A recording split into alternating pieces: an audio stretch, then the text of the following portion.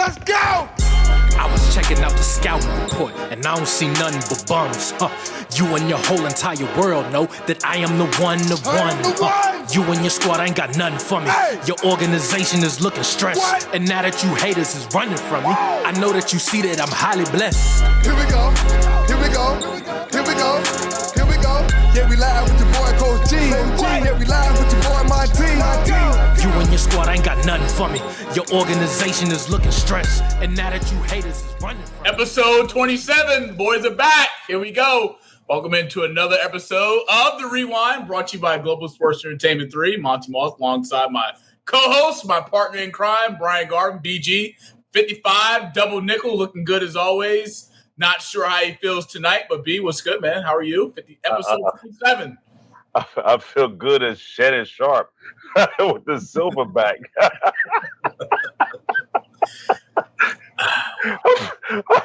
I feel good today. I have to say that one. That was cool. Silverback, man. I tell you. I hopefully I'll be like that. How old is Shannon Sharp? He's in his 50s for sure. I think he's a little bit older than me. He might be 56. No, I think he's like 2 years older. Like 57, 58. So, I'm trying to get in shape like him. 57. Right. So I hope I got 2 more years. I could be rock solid like a silverback, Silverback gorilla? Yeah. You know what I mean? And I just don't want to be in the type of trouble he's in. I keep the gorilla part to the side. It's allegations. Let's keep public service announcement. Allegations. I said trouble. I didn't say anything about what he did. What my man Charleston White said. It's a setup. It is. But he's kicking ass and taking names with Nightcap.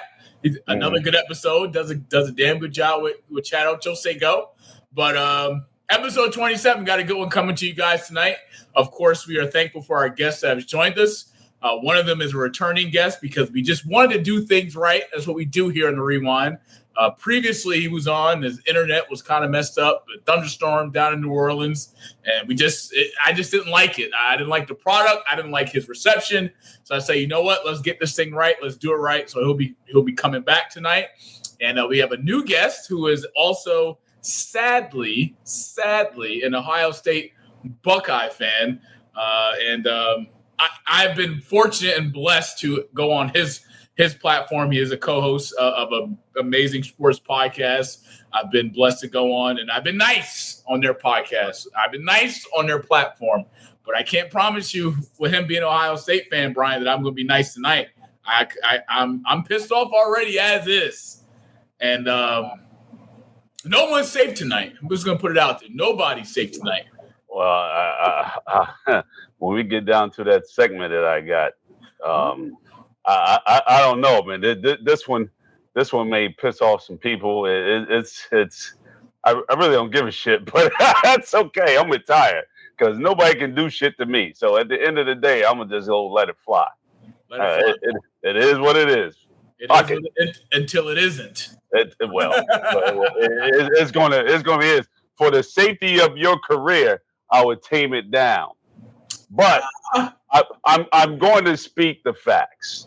Okay, let's do it. If you haven't, please like and subscribe to our YouTube channel at the Rewind_GSC3. We're almost approaching 200 subscribers, which is depressing to say the least, but we're grateful for all of the subscribers that have showed us some love and show up and show out each and every week. If you haven't, please like and subscribe to us also on all our socials. Follow us at the Rewind_GSC3, Apple Podcasts, Spotify, wherever you get your podcasts.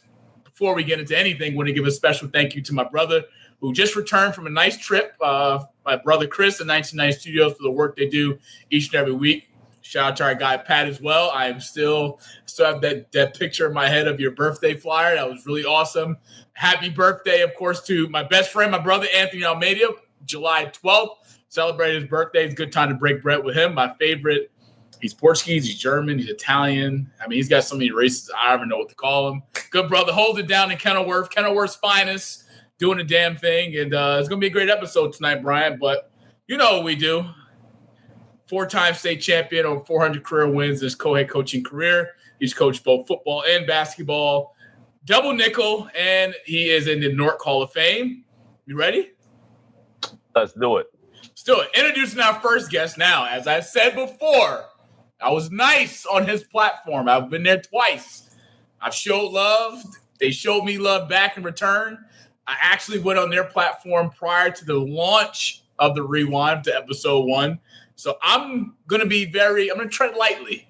All right, remember, he's an Ohio State fan, folks. Keep that in mind as we go on through tonight's episode. And our producer, Chris, who's also an Ohio State Buckeye fan, I just don't get it. I don't know. But, we'll get a preview of that maybe tonight. But this brother here is a native of East Orange, New Jersey. His passion for sports inspired him to become who we know as Be the Analyst. Bryant. Co-host of Off the Top Sports Radio podcast located in Newark, New Jersey, 973, where I'm from. Love it. He keeps analysis and objective makes him one of the most underrated yet knowledgeable analysts in the podcast world. Tonight, I present to some and introduce to others Barron Lucas, a.k.a. is what I know him as, or what the people will learn to know him as tonight. Be the Analyst, Ohio Buckeye State fan, sadly, 0-4 in the last 4 years. Let me remind you, 0-5 this year, too, with Bryant Underwood at quarterback.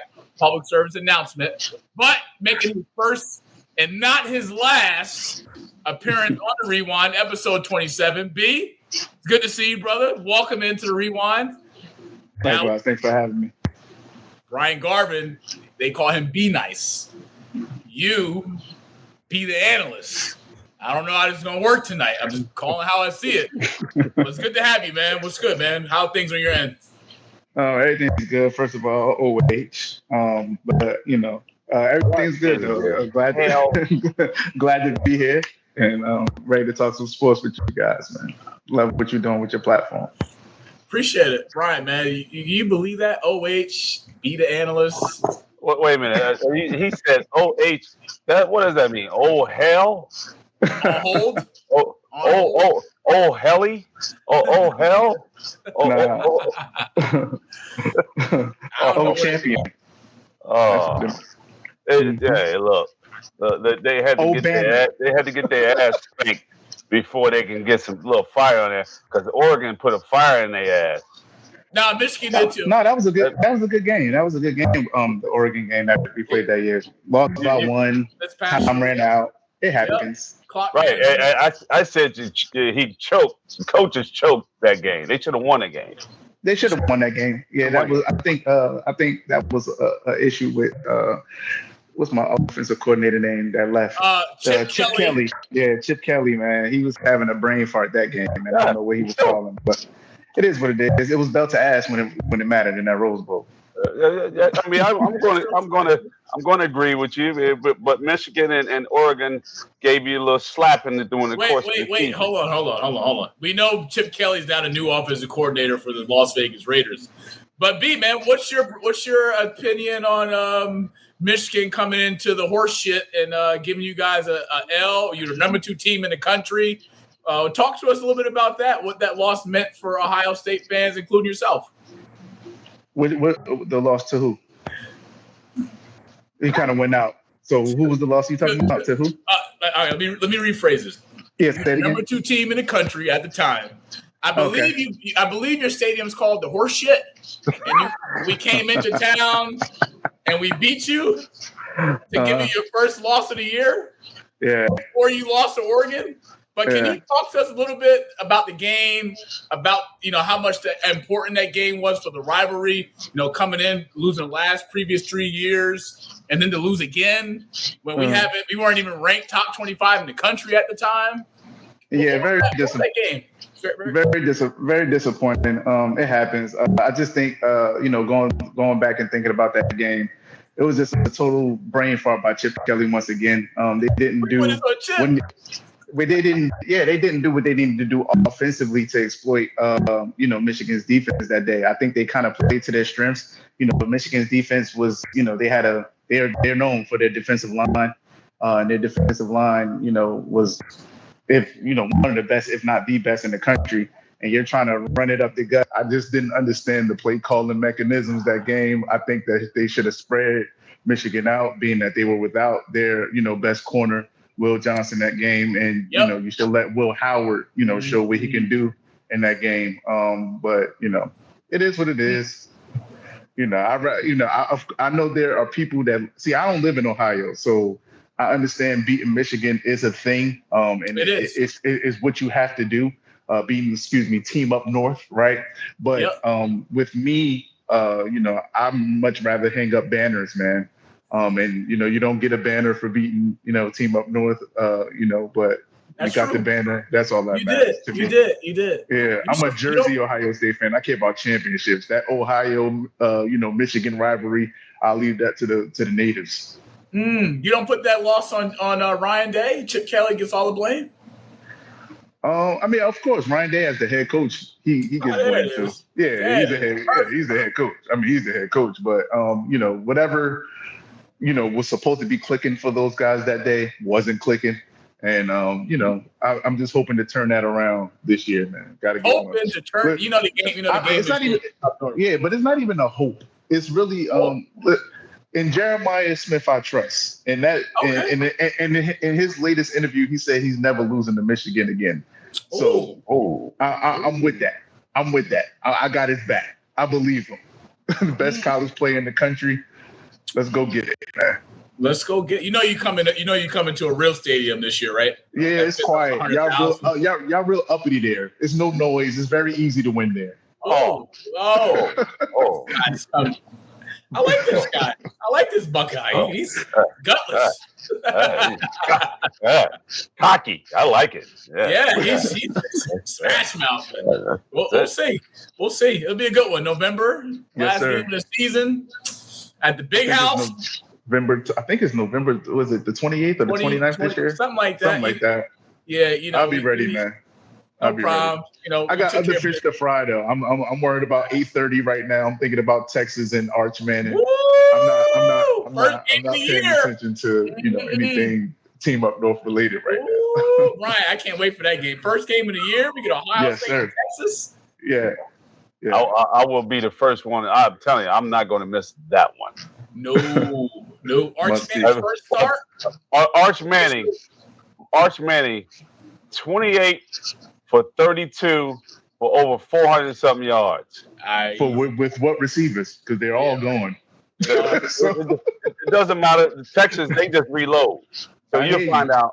I hear you. Hey, listen, Caleb Downs got something to say about that. Best safety in the country. Okay. We'll see. We'll see what Steve got up his sleeve. They coming to the shoe, by the way. The who? You know what it is. The horse shit?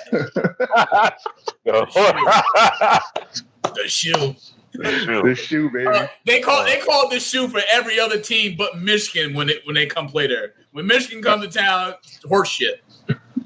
Right.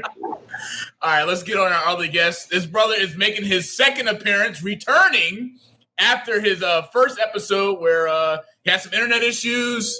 He had a thunderstorm at the time. He's from Louisiana. I love the guy, CQ brother. Does the damn thing, knows his shit, very passionate.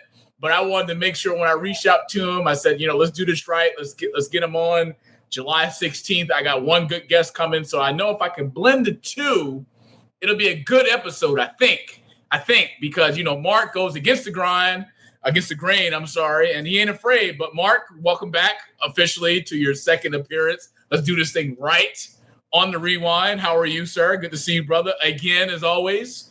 Doing great. Glad to be back on the Rewind. And don't slip on Arch Manning now. My boy from Cardinal Newman, New Orleans, where I'm from.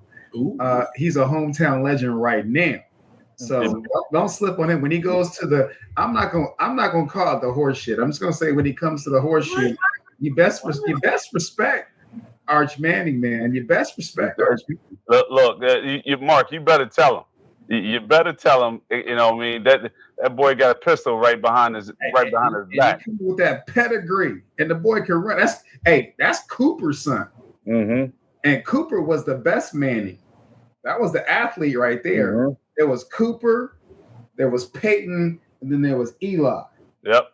And that's Cooper's boy, because remember, Cooper got hurt. He had a neck injury and couldn't play football anymore. This is Cooper's boy. So sure is. And he been sitting around just waiting for this opportunity. So I'm looking forward to Arch Manning in the Arch Manning show. And that's a boy from New Orleans, man. So let's get it going. He's nervous. He got Texas coming to town. He's nervous. He don't want to admit it. You can see it on his face. Archie Manning, man, woo! Texas coming to town, first game of the year. What? Hook 'em! I care nothing about them coming. I'm gonna tell you right now, I ain't going with Ohio State. I'm gonna follow Art. He's number one on the Heisman Trophy list. So taking Texas with the spread. Man. Taking Texas with the spread. Come on, hook 'em. Let's get into it, fellas. NBA Summer League, of course, has been underway for the last 2 weeks or so. We got the opportunity to see Cooper Flagg in action for the first time against my Los Angeles Lakers, but in his first Summer League game, he finished with 10 points, 6 rebounds, and 4 assists. Yes, a lot of jitters. Yes, a lot of nerves when we saw that game against the Lakers. He even came out in his press conference to say it, but bounced back in game 2 versus the San Antonio Spurs, finishing with 31 points, 10 of 21 from the field, 3 of 9 from 3, 4 rebounds. However, the Mavs shut him down for the rest of the Summer League, as every team does for their top franchise player. Spurs did it last year at Wemby. But we got to see 2 games from Bryant. Of course, averaging over 20 points in his 2 games, shooting 35% from the field, 5 rebounds, and 2 assists. But B. Garv, I know we got B. analyst tonight, but B. Garv, what was your takeaway from the 2 games you saw, and how do you think Cooper handled the pressure within his first Summer League game, of course, with all eyes, all attention, sold-out game, versus game 2, where he came out, looked a little bit more relaxed, a little bit more confident in his game, and putting up over 31 points against the Spurs? The first game, I was sitting there and looking at how he was playing and playing against Bronny. I'm telling you right now, I think personally that he was purposely told not to embarrass Bronny. It just don't do it, because there's no way in hell you're going to sit here and tell me that Cooper Flagg, that played with the big boys already, done put up 30 already, against his own freaking caliber of teammates that he just played against in the NCAA tournament, the same guys, he's going to be nervous? He was. No, he wasn't. That was bullshit. I'm telling you, don't embarrass Bronny. He would have put his nutsack on Bronny's head during that particular game. That is a bunch of nonsense. Now they done blew it up. They done put it on social media. Bronny done locked a Cooper Flagg down. Do you think that Bronny can lock down Cooper Flagg? And Bronny is probably the worst defensive player I've ever seen. Brian, he went 5 of 21 in his first game. Did you not see the game? Did you hear what I just said? Did you hear what I just said? He was nervous. Nah. I don't buy it. I don't buy it. I would never buy it. That's a bunch of – if it was some other team he played without Bronny, he would have did fantastic. Okay, so what's your takeaway from game 2, scoring 31 points against Spurs? He played like himself. You can't go for one other play. It's impossible. You pick one game. He's played like that one game. One. Instead of now he was nervous. I don't buy it. He came out and said it in his post-game interview. Bullshit. There's no way. I've never seen. I've watched him in high school. We've seen him in college. We see him now in the summer leagues. I've never seen him play that timid in my life, ever, except this one time. I call bullshit. Let's bring in someone who knows a little. I can say knows a little more. The real B, because right now your B guard slang is starting to get taken away. I don't agree with what you're saying, but B, let's talk about it. You've seen Cooper Flagg, of course, game 1 and game 2. What was your takeaway from his performance in game 2? And of course, Matt shut him down. That's just the right thing to do. But how do you think he handled the pressure in game 1 versus game 2 in his summer league career or debut, whatever? Yeah. We can't hear you. We got a malfunction. And he's talking. And his audio is going in and out. And we can't hear him. Listen to B. Garv. This is what happens. Audio goes out. Let's get it back in. The power of the pivot. Mark, let's get your takeaway. You're a big Cooper Flag fan. You've seen game 1 and game 2. Bryant, of course, says that it was a fluke in game 1, but 5 of 21 in his first game in Summer League. Is it jitters? Is it nervousness? Or did he just have a bad performance? Your take. I mean, he just had a normal performance in basketball. Thank you. The energy's there. The poise is there. Obviously, he has to put in some work. I don't like the on the extended base. I don't like he turns his back to the basket like he did in a couple times with Bronny on him, trying to overpower him. I think that he could do some more finesse moves there.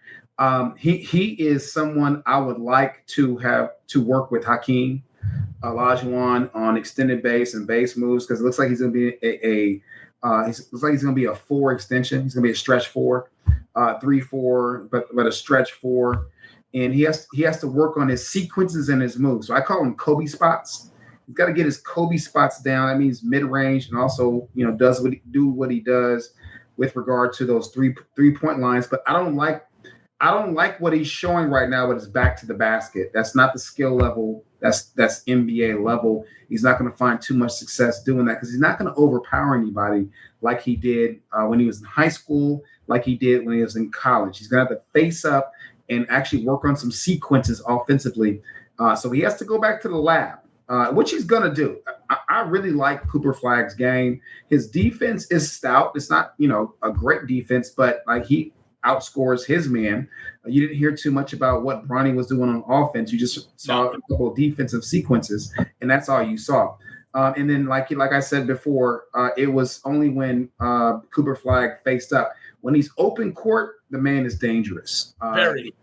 Very dangerous, and he goes to the basket with fury. So that's what you want to see out of the summer league. They saw enough. I'm glad Dallas shut him down. There's no need for him to play anymore.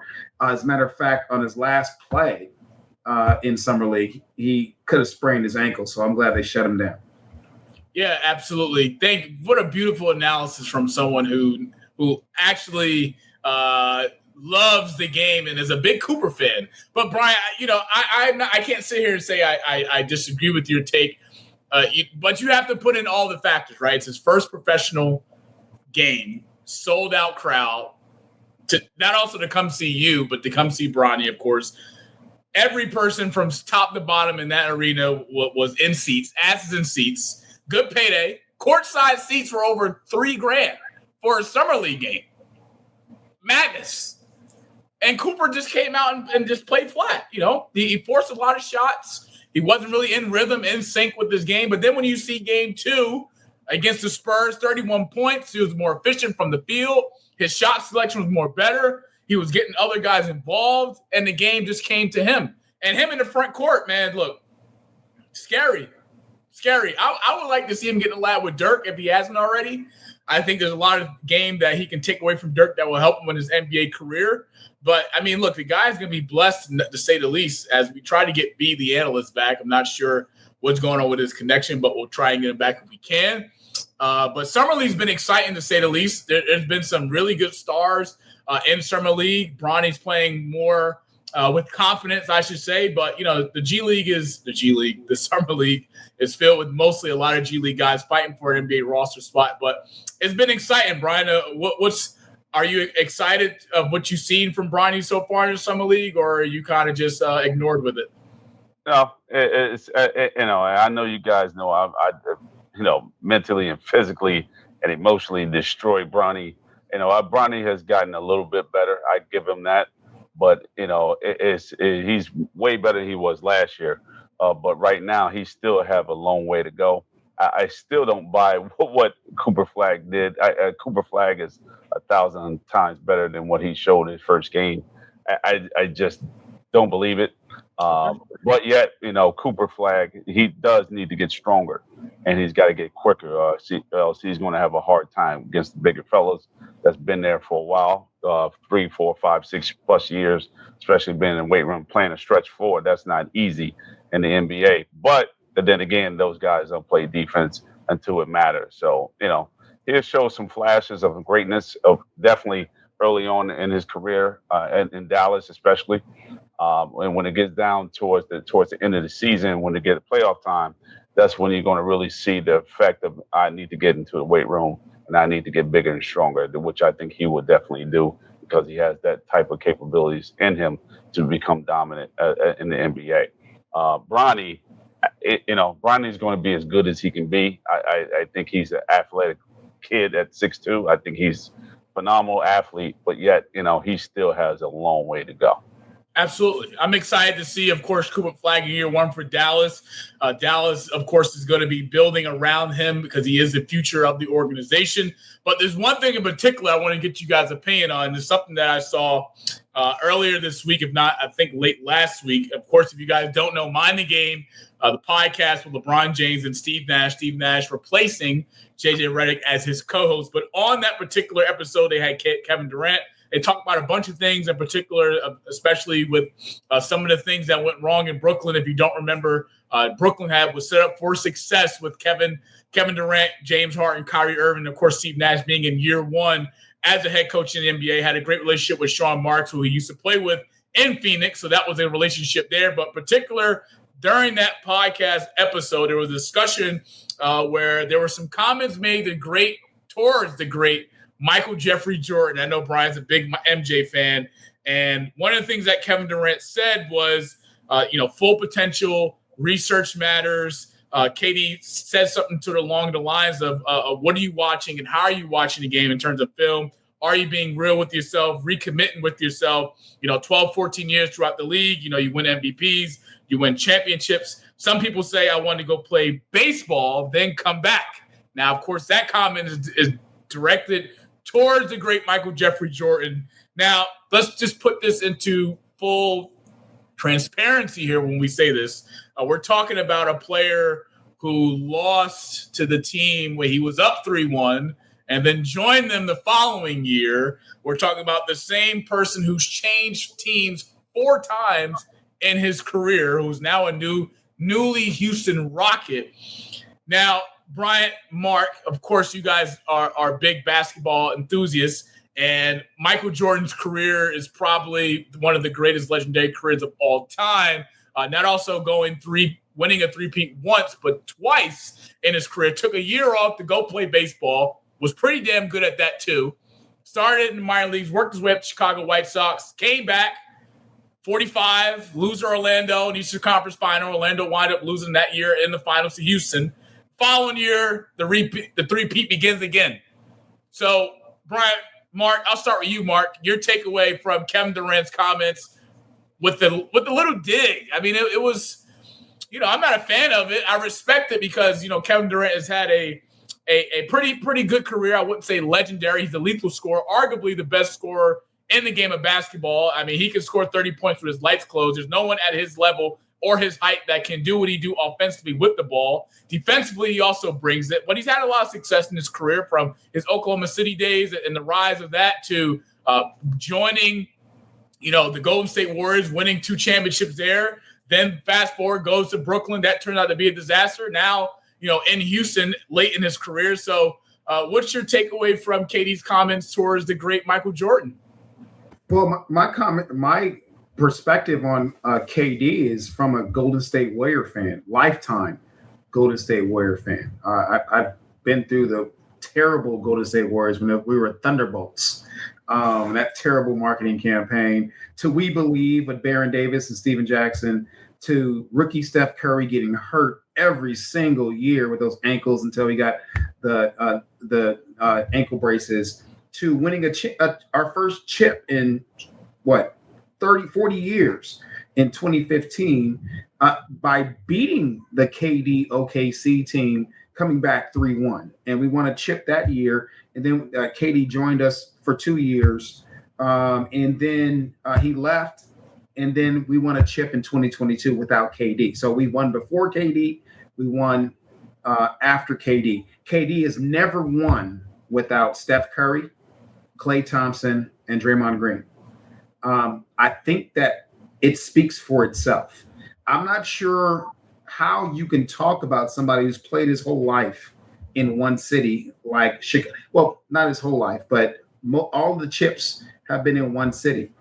The only chips he's won is with Steph Curry. And if you look at, I know a lot of people want to say, hey, he was the, championship MVP, but look at Steph Curry's lines during those championship runs where KD won MVP, and you'll see Steph Curry did his stats when he was being doubled. KD, nobody was doubling him. They were doubling Steph Curry. Steph Curry has been doubled ever since his first chip.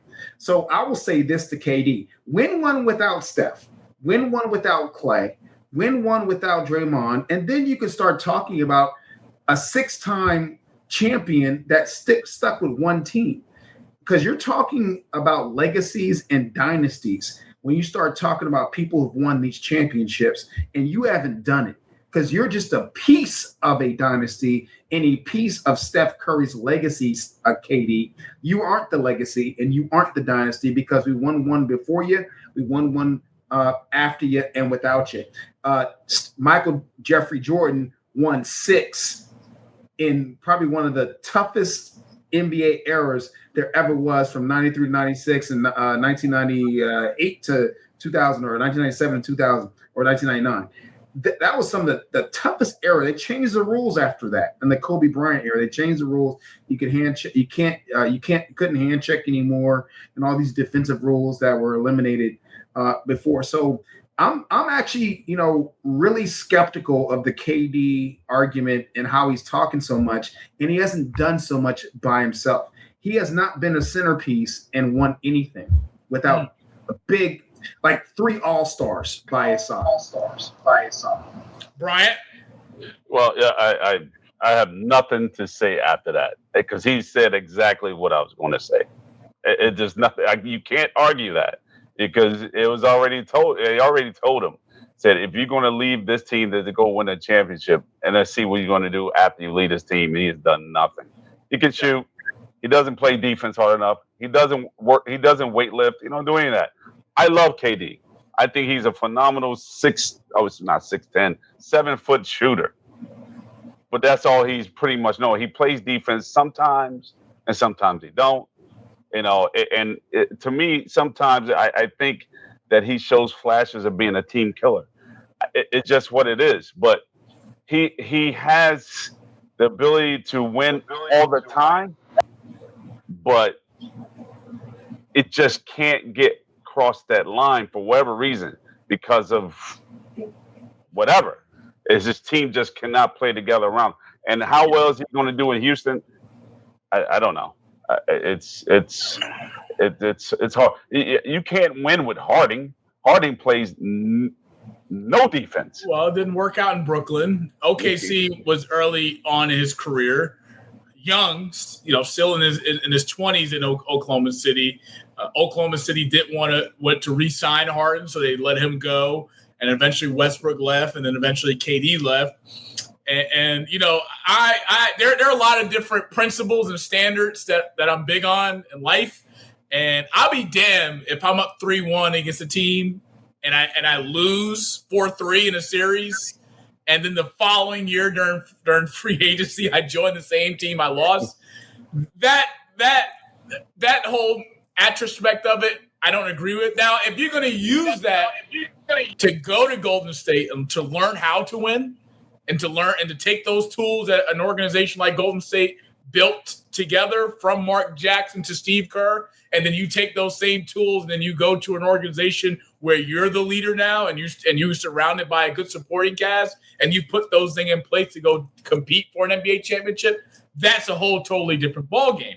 But to win 2 in Golden State and then not to really be back in the finals since, let me say that one more time, to leave Golden State after winning 2 NBA championships and not be back in the finals since, that's part of my problem. And he's been surrounded by a great supporting cast in Brooklyn. I mean, Brooklyn was the team to beat in the East. Let's just call it for what it was before. Of course, Boston was always going to be the top 2, top 3 team in the East with Milwaukee. But even the Brooklyn scenario where you had Kyrie Irving, a great generational top 75 point guard, one of the best point guards to ever play the game. Then you get joined by your partner in crime back from Oklahoma City and James Harden. And then, of course, adding yourself with Steve Nash as a year one head coach. I think what Brooklyn went wrong at, and I will always say this, is when they fired Kenny Atkinson to bring in a guy like Steve Nash. Yes, Steve Nash is best buds forever with the GM, Sean Marks. But to fire Kenny Atkinson, who's had the experience, who's a well-solidified NBA head coach at that particular time, to then get fired and then bring a guy like that, there was a lot of things that went on in Brooklyn that were a lot of question marks. Coaches were leaving, front office personnel were leaving, and the same person that put this team together is still in the same position that he's in right now. And we see what Brooklyn has been for the last 2 to 3 years. So, I mean, it's disappointing to say the least to hear that, because to say that, to take a year off and then to come back is like the guy took a year off for whatever reason. We won't get into it. Many people have these wild theories about it. Came back, went to an Eastern Conference final after missing a year of basketball to lose to the best team in the East, and then they come back and go on another three-peat run. B, let me get your perspective on this, because you're a big KD fan. You're a supporter of Mind the Game podcast with LeBron and Steve Nash. But what was your reaction to hearing KD's comments and taking a little jab at the great Michael Jeffrey Jordan? So disrespectful. So disrespectful and so unnecessary. I just feel like it's almost like they do this coddling thing when they're around LeBron. They try to do whatever they can to elevate him to some type of GOAT status and make him feel at ease. And it's like, why? Like, you didn't have, I don't know if, Kevin Durant understands that Michael Jordan left the game because his father was killed, unfortunately. And, there's speculation around that. But at the end of the day, playing baseball was something that his father wanted him to do, as in his growing up. And that was something that he left the game to, fulfill for his dad while, as part of his grieving process. So, to say that he just left and then, came back and they're trying to make it seem like, oh, LeBron, you played 22 straight years, I'd rather do that. It's like, well, how about, and then they talked about the grind. It's like, the grind is what Steph is doing. The grind is what Michael did. You stay. The grind is what Kobe did. You stay with one team. You talk to your GMs. And Michael didn't even have he didn't have a GM he got along with. They had a terrible relationship, him and Jerry Krause. What? And still yet they were able to figure out ways to win. So I just thought that the comments were very unnecessary, very disrespectful. They didn't need to be said. And this, like I said, it just goes according to this whole, let's uplift LeBron campaign. And it's sickening, actually. It is sickening. It's almost like they had no self-awareness, right? They have no self-awareness, like where they stand as far as legacies and history. You can win championships, but when you win 5 championships with 4 different teams, you're not in the same conversation with Magic Johnson, Larry Bird, Kobe Bryant, Steph Curry, and the champions that stuck with one team. Especially Kobe Bryant, who went through, he won 5, but had to do 3 with Shaq and then 2 by himself. So you're not in the same conversation. It's a hard conversation to have, because I am not forgetting that LeBron won championships with different teams. He's a champion. I'm just saying we're not talking about the same thing when we talk about Kobe, Steph, Magic Johnson, and Kobe Bryant winning all their championships with just one team, and Larry Bird. Right. Those are dynasties and legacies. Yeah, another thing that B touched on that was interesting, like Jerry Krause, he didn't go out and make trades for all-stars. He didn't put nucleus together to join Michael. The best thing he did was go overseas, recruit Tony Kukoc prior to the Olympics, and then it just made Tony Kukoc's life hell when the Olympics came, because Michael just, okay, Jerry, you so big on this guy? All right, let me show you better than I can tell you. And his Olympics, that game was just annihilating. And then the front office always had issues, and they didn't want. And then if you think about it, if they bring back, for sake of argument, the Last Dance. Let's say it's not the Last Dance. They come back for the '98 season. All of them take 1-year deals. 9 times out of 10 are all going to take the 1-year deal. Phil comes back for another year. Make the argument, Mike might go get his 7. because San Antonio, if they meet up in the finals, is that I always say if he doesn't leave, it's a possibility we're talking 8 straight. Woo!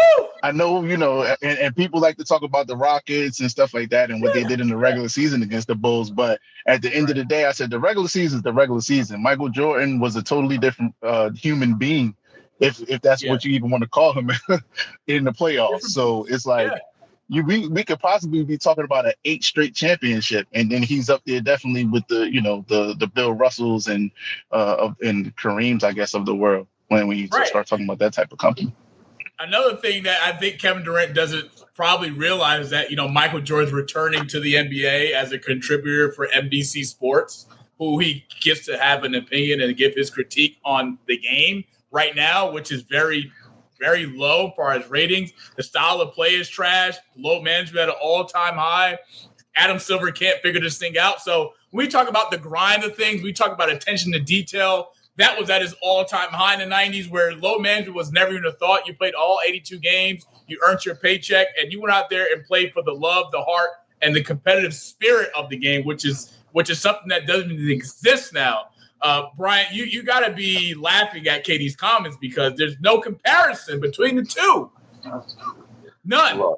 Look, I refuse to even comment on that bullshit because I watched the Bulls since I came out of my mother's womb. It's just what it is. I'm Chicago through and through, if you can't tell. So at the end of the day, you talking about a grind, I sat there and watched Orlando Woolridge play for the Bulls. So that is a fucking grind of me sitting there watching that nonsense. And they had some guys in there that I can probably play over for the Chicago Bulls back in the 70s and 80s. So I don't even want to hear what KD have to say. KD is always a shit talker. He always is an instigator. He's prepping himself for his own podcast and all the nonsense that he's getting ready to say. If anything, I know Jordan can be an asshole when he wants to be. Everybody knows this. Just shut up. Focus on what you got going on in the present and deal with the guys that's coming in. And just try to win your championship before you retire, so you at least can be respected. Because let me tell you, you retire and don't win another chip, man, they're gonna rag your ass all over the podcast because you couldn't do it without Steph. And I'm done with it.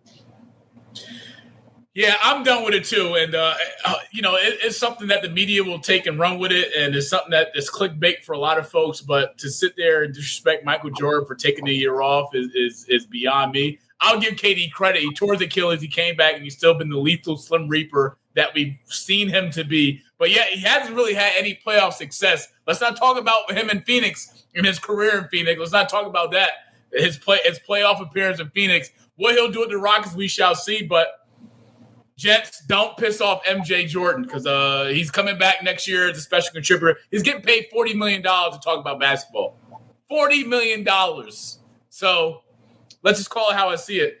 Changing gears, transitioning to the NFL. Free agency, yes. OTAs, yes. Draft is already over, yes. Preparing for preseason week 1, yes. But the Jets made some moves this earlier this week, locking up Garrett Wilson to a $130 million 4-year extension. His 2024 stats this past year: 101 yards receiving, over 1,100 yards, 1,100 yards receiving yards. 7 touchdowns. But in his career, he has over 3,200 receiving yards, 14 touchdowns in his young career. 4 games last year, he finished with over 100 receiving yards. Yes, he played with Aaron Rodgers for 2 years. Of course, Aaron Rodgers' first year was a disaster, tearing his Achilles. Year 2, not so well for the Jets. But yet he got his partner in crime back. B knows a little bit about him. Mr. Justin Fields reunited with his Ohio State quarterback. And it's been a chain of events that has been monumental for the Jets because they locked down their star wide receiver. Then recently, Tuesday, locking down their star defensive back Sauce Gardner with a 4-year, $120 million deal, over $85 million guaranteed. Woo! Jets making moves on both sides of the ball. Mark, what's your thoughts from the Jets locking down these two talented long players long term and what does this mean for the Jets on offense and defense for the future? Well, let's start with defense, because defense wins championships. It's a change of culture. I like that they locked down Sauce Gardner because he changes game plans. He's a wide receiver one lockdown cornerback. He changes defensive plans, and this is unlike the Jets to show this kind of commitment to young guys on both sides of the ball, one on defense, one on offense. But I do like what Glenn is doing with regard to culture. Sauce adds he adds an element to the defense that they need. He's a physical cornerback, great cover cornerback. Like I said, he takes away wide receiver number one as about as best as you can on that side. And I think it's just a good thing to lock down Garrett Wilson too, because on the makeshift offense, remember last year he gained 1,000 yards on a makeshift offense. It was, the quarterback got hurt the first game. So, he's just a great wide receiver, crisp running wide receiver, does great routes, blocks a little bit, is not excessive blocker, but blocks a little bit. But I think this is good stuff for Glenn, and I'm really happy for the coach to be able to lock down his true stars on both sides of the ball. I think it's going to make a big difference. Now the Jets have to worry about those other things, like they have to worry about Fields being able to deliver the ball to Garrett Wilson, and then they got to worry about the defensive line on the Jets to actually, have a stout defense to make this season a success for Aaron Glenn.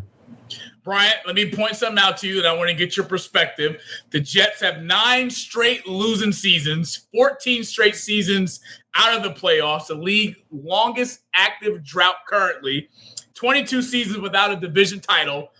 Winning, what is that for the New York Jets? Let's just call it for what it is. But with Coach Aaron Glenn coming in and the staff that he has hired, I love the hire that he has done on both the offensive side and the defensive side. Do you believe with Coach Aaron Glenn and the culture change that a lot of people are talking about from a player perspective within the organization, do you believe that Coach Aaron Glenn is the guy to change the Jets culture, change the organization, and start to compete to win division titles and also compete to make the playoffs? The only way that Aaron Glenn can get this turned around, it's not going to happen year one.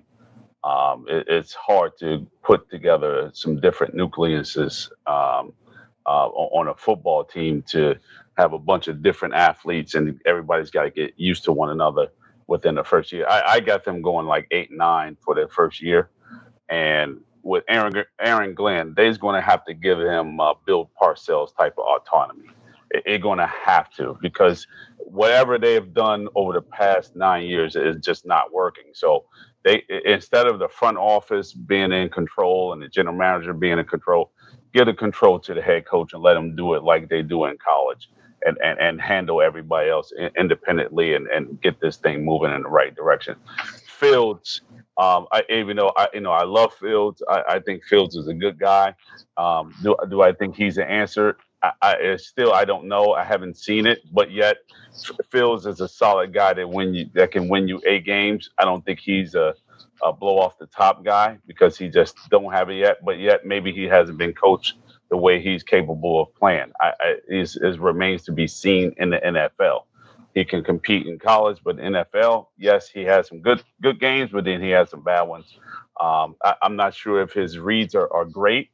I don't think he can really see a defense, especially when you have a rotating corners and free safeties back there where they change the defenses on the fly. I think he struggles with that. I think he makes secondary and in his third reads, he second guess himself. It's just a lot that he has to learn. He's in his third team, in his third, maybe 1, 2, 3, 4th system. That is hard for a quarterback to kind of comprehend within his 3 or 4 years. It's just impossible. So you got to give those guys some time to get them together. Got to give the head coach some autonomy, and then basically within 2 or 3 years, you can see some playoff situations finally for the New York Jets. Finally, indeed, Byron, let me get your perspective. Locking down Garrett Wilson, wide receiver 1, that's a plus. Reuniting with Justin Fields, who they best buds forever at Ohio State. Locking down Sauce Gardner, who you're going to need to show up now each and every Sunday or Thursday or Monday when the Jets play this upcoming year against the opposing side's wide receiver one. Let me get your take on those two signings, extensions, and what success do you see the Jets having this upcoming year with Coach Aaron Glenn in year one? I think those signings are huge. They locked up their two young stars. That's what, I don't want to say that the Jets have been good at doing this thing for a long time, but, with the change of the GM, they certainly seem to be, heading towards the right direction, and locking up your two young stars early before it gets to, any type of holdout situation or anything is very important. And as far as Sauce Gardner, we knew that was coming. Yes, he's going to have to play, week in and week out, keep the level of play up. They still, I don't know how, but they still have him number one corner in the league, according to PFF rankings, which I'm starting to lose a lot of hope in them. But but I mean, I think that it's a good thing for the Jets as far as their overall team success. I can see them probably. I think they're going to shock a lot of people. I like, the pedigree that Aaron Glenn comes with. I like what he did over there in Detroit, of course, as a defensive coordinator. Now he's the head coach and, he's calling all of the shots. I think that the Jets are going to be one of those teams that sneak up on people, because there's a team every year that does that. Washington was the team last year that kind of like snuck up on folk. And I think that this year, I think the Jets have a great possibility of being that team that sneak up on everybody. So I know B. Garv said 8-9. I think that they can sneak in there and be 10-7. 10-7. I think they can sneak in there and be 10-7. Everything that's think about this. Everything that's around them, and coaching matters, right? It does. Because even last year, Justin Fields didn't play horribly in his six starts with the Steelers. And I think that if he can use that, I guess you could say momentum, for lack of a better term, and bring that, this year. Like I said, he has somebody that he has continuity with at the receiver position. And like I said, the Jets defense has been the catalyst of that team for, the last decade or so. So, if Quentin Williams and, that front line and those those linebackers and Sauce and everybody can get things going on the defensive side and have that edge, I think that they'll be able to, still play complementary football. And with that schedule, they're not playing the first place or second place schedule. I believe they're playing the last place schedule. Actually the Patriots are, but they're playing the third place schedule. So, I don't think that. I think that gives them they can sneak into 10 wins, man. I think so. I think so. They start against the Steelers and the Bills first two games, right? 0-2. Yeah, no. Listen, I'm not high. I'm not high on the Dolphins and the Buccaneers after that. I got you, but I'm not high on the AARP team, which is the Steelers. I think that they went and got a lot of older players. I'm not big on Aaron Rodgers signing 41 years old off an Achilles injury. And you took away, Micah Fitzpatrick. And George B. left DK Metcalf by itself. So I have to see what the Steelers look like before I can be like, they're going to be world beaters. I will say this public service announcement. We're not even in preseason yet. 10-7. Cool, great. Hope the Jets can win more than 7 games. But out of those 7 losses that they have, one thing's for sure and 2 things for certain, as Jenna Patricia Moss used to say, it's going to be against the Patriots. I'll tell you that. Look, one of the best things the Jets done this year is with Aaron Glenn coming in and arranging his staff is bringing in a well-seasoned veteran defensive-minded and his defensive coordinator, Steve Wilkes, who is a well-respected defensive coordinator in this league by far, who was the scapegoat in San Francisco when they didn't win against Kansas City in the Super Bowl. They fired him right after that. But shit, in 2023 alone, he was tied first in the league for interception on the defensive side. third in defensive points allowed with that defense that year only gave up 17 points a game. They gave up 89 yards on the ground rushing. So his staff this right here is one of his best hires. Good personnel to have. Right-hand man in there. This is Aaron Glenn's first year as a head coach. But I don't know. I want to save all this stuff when we get to football talk, preseason later on in August. But the Jets have a lot of work to do, but they're making all the right moves so far in this offseason. Locking down Sauce Gardner is important. But, when you're about to make over $86 million guarantee out of this deal and being being the highest paid defensive back in the entire National Football League, that comes with a lot of pressure, a lot of expectation. And Jets fans, one thing that they don't have is patience because they haven't made the playoffs in so long. I couldn't even tell you. Probably since the Rex Ryan era. Actually, since the Rex Ryan era. Locking down Garrett Wilson, that's your wide receiver one. That's the guy you want to have on Sunday when it's all said and done, all 4 downs, when all shit goes to fan. Having Justin Fields, he can have success, yes, but he needs an offensive line in order to do that. Aaron Rodgers didn't have that his last 2 years, and the stats and the record shows. Firing Robert Saleh before the Monday night game against Buffalo, terrible mistake. Front office, too political.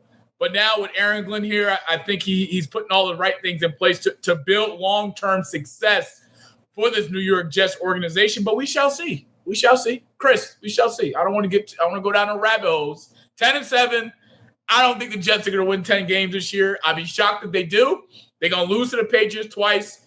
They should take care of Miami because Miami, I don't even know what they're doing down there. Buffalo is Buffalo. That they're gonna dominate the regular season with Josh Allen. Then they'll get to the playoffs and somehow lose. I'm speaking too early. Don't quote me just yet. I'll let you know.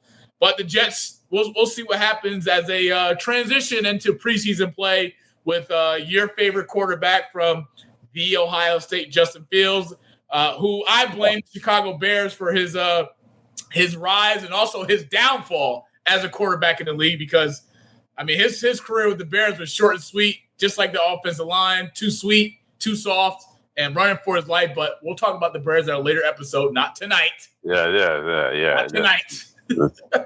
Stay away from ever bust. Yes, ever bust.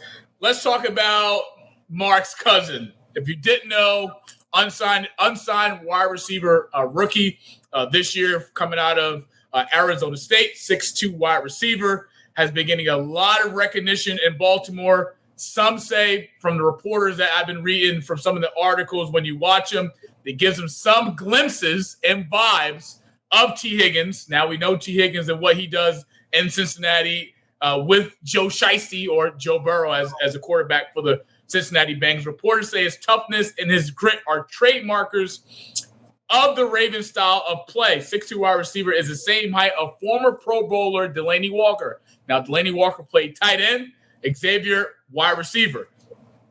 Like Adam Thielen, who also went undrafted, who turned out to have a pretty decent NFL career playing with Kirk Cousins in Minnesota and also putting up decent numbers in Carolina. Woo! His knowledge of his offensive playbook will be the question mark.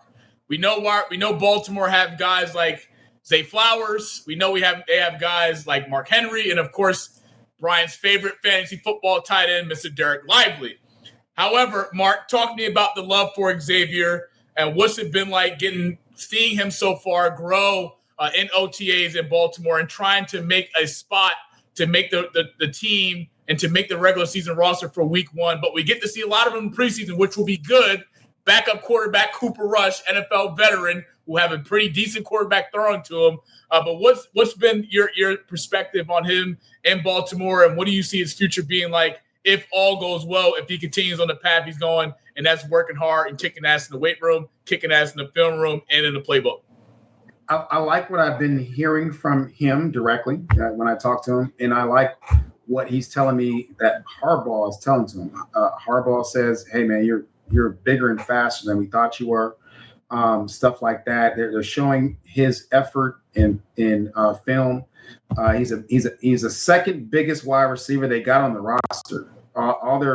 He's bigger than taller and bigger than D-Hop. Yeah, there's only one other guy that's bigger than him, and he's competing for a spot with him. But Xavier plays special teams. He also blocks very well for running backs. As a matter of fact, if you look at every highlight from Arizona State last year and look at Cam Scatterboot highlights, you'll see number one blocking for him ahead of him. So imagine blocking for Derrick Henry and blocking for a running quarterback, that also a throwing quarterback like Lamar Jackson. And also imagine, Lamar Jackson having that kind of weapon where he can throw the ball up, and the contested catch ratio that Xavier Guillory adds to the component of this offense. I'm liking him making 53. He's very confident. This is day 2 of rookie camp. They just reported today. Baltimore is one of, I think, 7 NFL teams, or the rookies reported early. The veterans come in on the 22nd. The quarterbacks report tomorrow. So we'll be catching some passes from Lamar Jackson and Cooper Rush tomorrow. But what the coaches, my understanding is what the coaches are liking from him, not only his grit, but his effort and just the grind that he has coming from a championship team. Players that win championships on team play with a championship chip on their shoulder, so to speak. He has that championship feel. So he's not under any pressure to make the team. He comes from a championship, Big 12 champion, Arizona State right now. And I know he's given the best effort that obviously he has. Everybody wants a spot, though. It's going to depend. This is a very difficult roster to make because they have Super Bowl aspirations. Like you said, they have Zay Flowers, they have Rashad Bateman, and they have D-Hop, and they have Tez Walker coming in from, and they have other dudes coming in from practice squad last year. But let me tell you this. They didn't add him for nothing. They didn't add Xavier Guillory, starting wide receiver from Arizona State, Big 12 championship star, and running all over Texas in the Peach Bowl. They didn't add him for nothing. Harbaugh, a lot of podcasters have it all wrong. They think that the wide receiver room is on lockdown, and I have information that Harbaugh is trying to mix up the wide receiver room. They're very small at wide receiver. I mean, Rashad Bateman and Zay Flowers are 5'9" and 5'8", or 5'9", 5'10". I mean, depending on what you see on the program. Not a lot of blocking there. Great receivers. I think he's trying to do something different. So I think that I'm feeling good about Xavier, not only just making the squad, but making a difference. Also, he plays special teams and he blocks. So there's a good chance he has to make this squad. Hopefully he stays healthy. And the guys are loving the fact that he's faith-based and he's disciplined by that faith, and also just by true grit. He's getting great love from all the vets, man. They love the kid. And so, you can't do anything but root for this guy. He has great tape coming out of team minicamp, mandatory minicamp. He has great tape going against the twos, burning them, catching contested catches like he does all the time.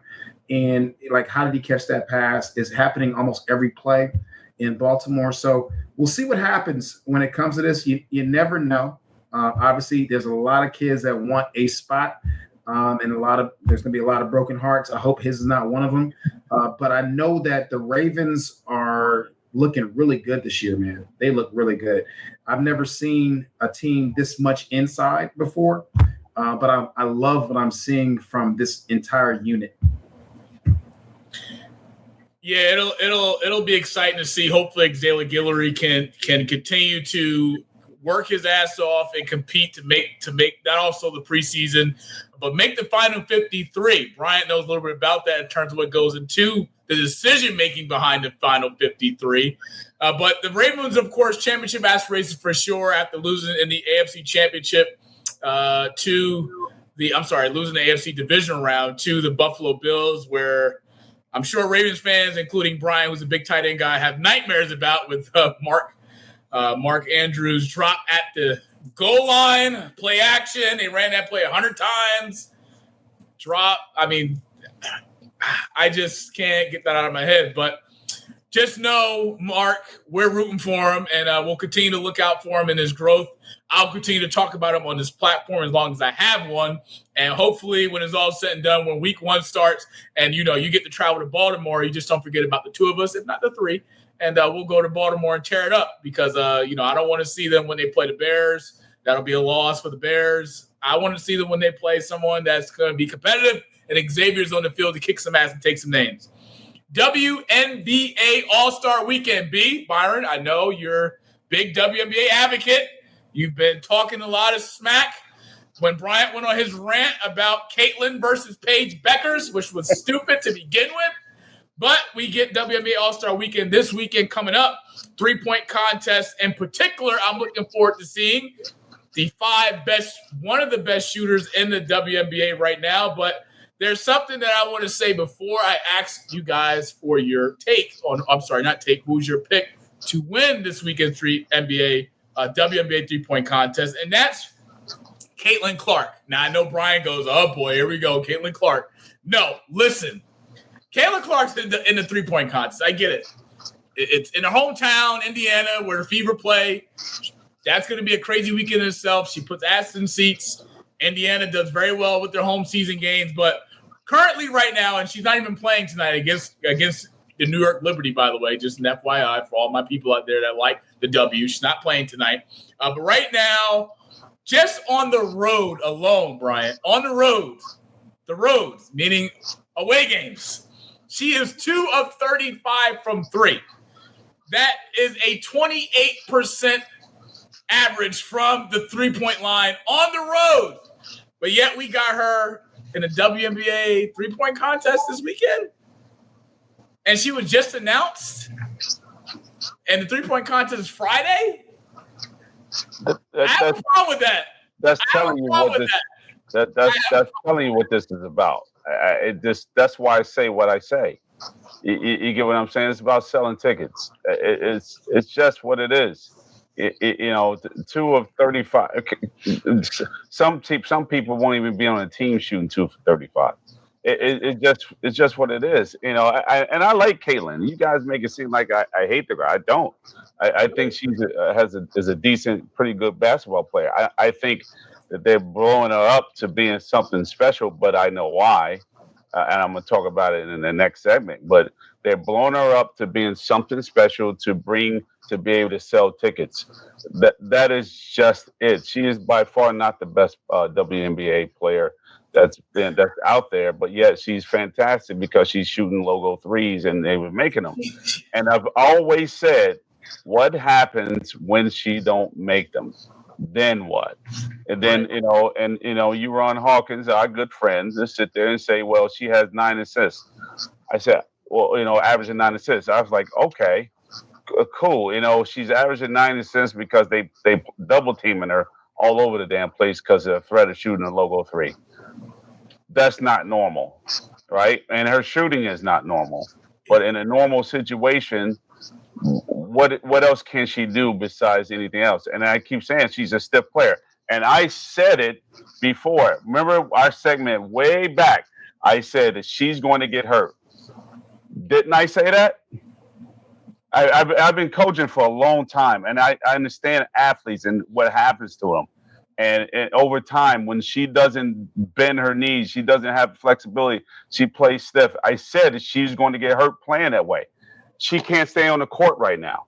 So she's going to have to get special off-season trainers, strength coaches, stretch coaches, all kind of, because, how many women do you know have growing pools?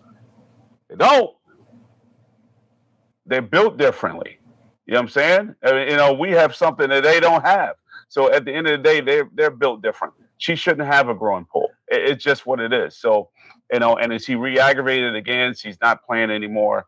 She's going to be sitting out probably for about another week or 2. Who knows? But, I hope that she gets better, but that they're going to have to reevaluate this whole thing and get her body right and get her to be able to play a little bit harder and a little bit better.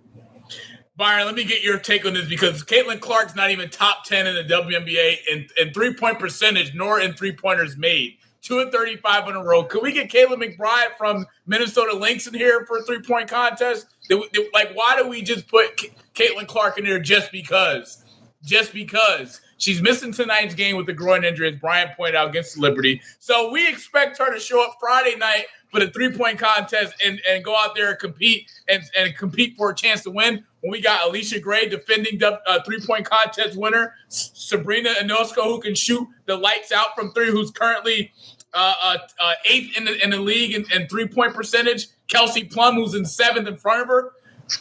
Brian, am I tripping? Like, what's your take on Caitlin being in the 3-point contest? And do she have a realistic shot at winning on Friday night? I mean, usually when players are injured, they don't even participate in all-star activities. So I'm just a little confused at the addition, especially now that she's hurt. I thought they, would find someone else to, fill that void or fill that spot. I don't know to what level she will be able to compete on Friday, considering that, her injury is pretty fresh or re-aggravation or whatever it is. But yeah, I do agree that, they could have used someone else to, fill that spot. But of course, like B. Garv said, they're in Indiana. This is her home, team's all-star, they're the host team. And, that this is about just filling up the seats. It's a political move. Absolutely. Let's get our picks, put them in. Brian, who do you have Friday night? 3-point contest winner out of the 5. Who are you going with? I like Plum. I'm going against the grain. I'm going to pick Plum. I think she has some capabilities of doing what she needs to do to win this whole thing. I'm going to pick Plum to win it all. 35% from 3 this year. Good pick. Mark, who are you taking Friday night 3-point contest? I'm going with Caitlin Clark. She's not going to be hacked trying to shoot a 3, so she's going to just be able to shoot threes. Homegirl's getting hacked like crazy. It's crazy watching the game. There's always one. Yeah, it's crazy. Oh my God. I'm sorry. I mean, I watched the game. I'm sorry. I had to laugh. I do too, but come on, man. Come on. Like, hey, are you serious? Plays me that physical at the. Serious? She's got a groin injury. She's not gonna be able to get off the ground. Physical. If somebody plays me as physical at LA Fitness, like they're playing against Caitlin Clark, we're gonna be fighting. She needs to listen. The thing. She need to swing on somebody. Stop all that shit. She got to swing on somebody. And the fact that she's not doing that's pissing me off. Don't complain to the refs. You ain't going to swing on nobody. She just said she's going to call the league off on the officials. Don't be talking about calling the league off. She just said she told an official. She told an official she's going to call the league office. That's her problem. That is her problem. You don't call the league of. Look, Mark, that's like if we're in a workplace, I don't like what Bryant says, I'm going to go to HR and report him. Monty. She got to pluck up and slap. Man, the next person that pushes her down, she need to be like, slap the shit out of them, and that shit will stop. Stop telling me you don't call it in. Oh, she ain't got it in there. Listen, go ahead, Byron. Before she got. Go ahead, I'm sorry. Mark, no, I'm sorry, not to cut you off, but I just wanted to just jump in real quick. But I'm just thinking, before she even got drafted, I was saying about Caitlin Clark. I said when she goes to the W, she's going to have to get stronger. She's going to have to get. I don't necessarily want to say bigger, but has to get stronger. She's going to have to try to put on some type of muscle because what a lot of people didn't realize was the women's game is just as, if not more, physical than the men's game. And all of those free threes and stuff that she's shooting and the screens that she would have to run around. I said, if she can take the physical punishment of the W, then, she'll be successful. But if she can't take it, you'll see what's happening to her now. She's, getting injured. She's complaining to the refs and all of the antics. And, everybody thinks that as soon as she hits the floor, that something drastic happened to her when really all she did was, slip and fall off her own, shoelace. It's just one of those things where she just has to get stronger. And right now she's just not at the level. And these grown women, of course, she has a lot of, I don't want to say they're targeting her, but there's a little more to when they play her because of the antics of the media, her fans, etc. So yeah, they're gonna come in and they're gonna be ready to play defense on you. You gotta be able to play through it. Hey, blame the media for giving her all the smoke because she's getting it. And it's their fault. Nobody told her that, they did this intentionally. So now she's got to live with it. And if she had a wiggle and a true point guard game, because I personally think she's a 3.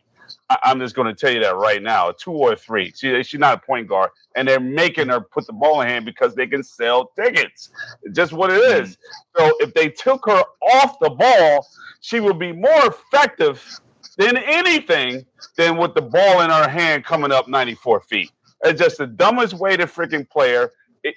She can break even more records if she was basically coming off some double screens or split screens and be able to run flares and be able to score easily instead of wasting all that unnecessary energy, bringing the ball up court. They're doubling you. They're knocking you on your ass. You're getting pissed off. You're getting mad. You're upset. You're flaring your arms when they don't pass you the ball. You're being selfish. Now you're really not playing like you're capable of playing like you was at Iowa. Now you're being told to do too much. They got to reevaluate her game. It's just what it is. So at the end of the day, take her off the ball, have a true point guard bring it up, find her, and then she becomes deadly at that point because she's good at what she does. She can shoot. But you're making her doing stuff that she can't really do, and that's why she's hurt. And I keep saying it, but nobody believes me. I say I've seen guys like that all the time, and I understand what's going to happen eventually. And she's going to continue to get hurt until they fix that. Well, there's a reason she didn't participate. I was just gonna say real quick. It's a reason why she didn't play in the 1v1 tournament too. Just wanted to say that real quick.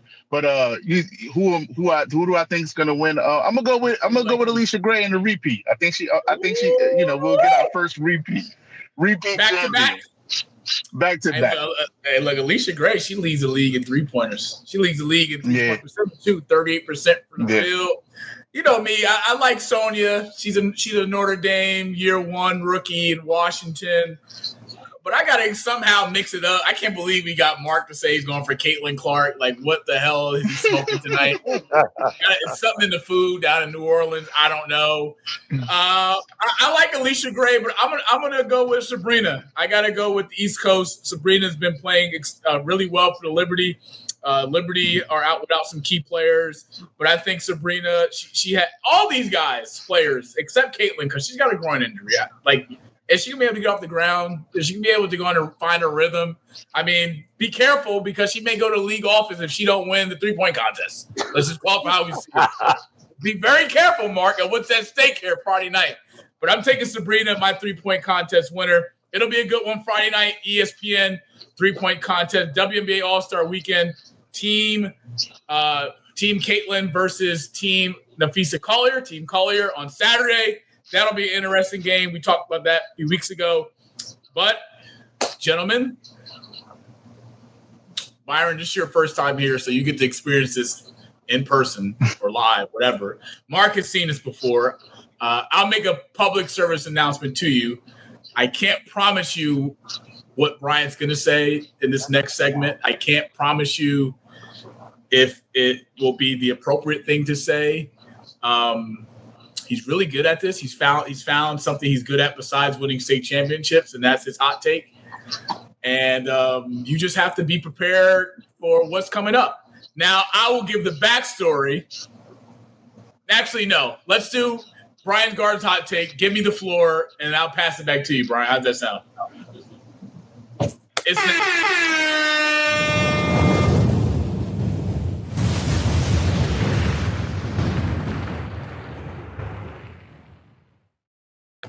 Before I give the floor to Bryant on his hot take edition for this week, we talk about an interesting conversation, an interesting topic that took place this past week, breaking news that broke out, and that's former NFL quarterback Teddy Bridgewater being suspended from his Miami Northwestern coaching job.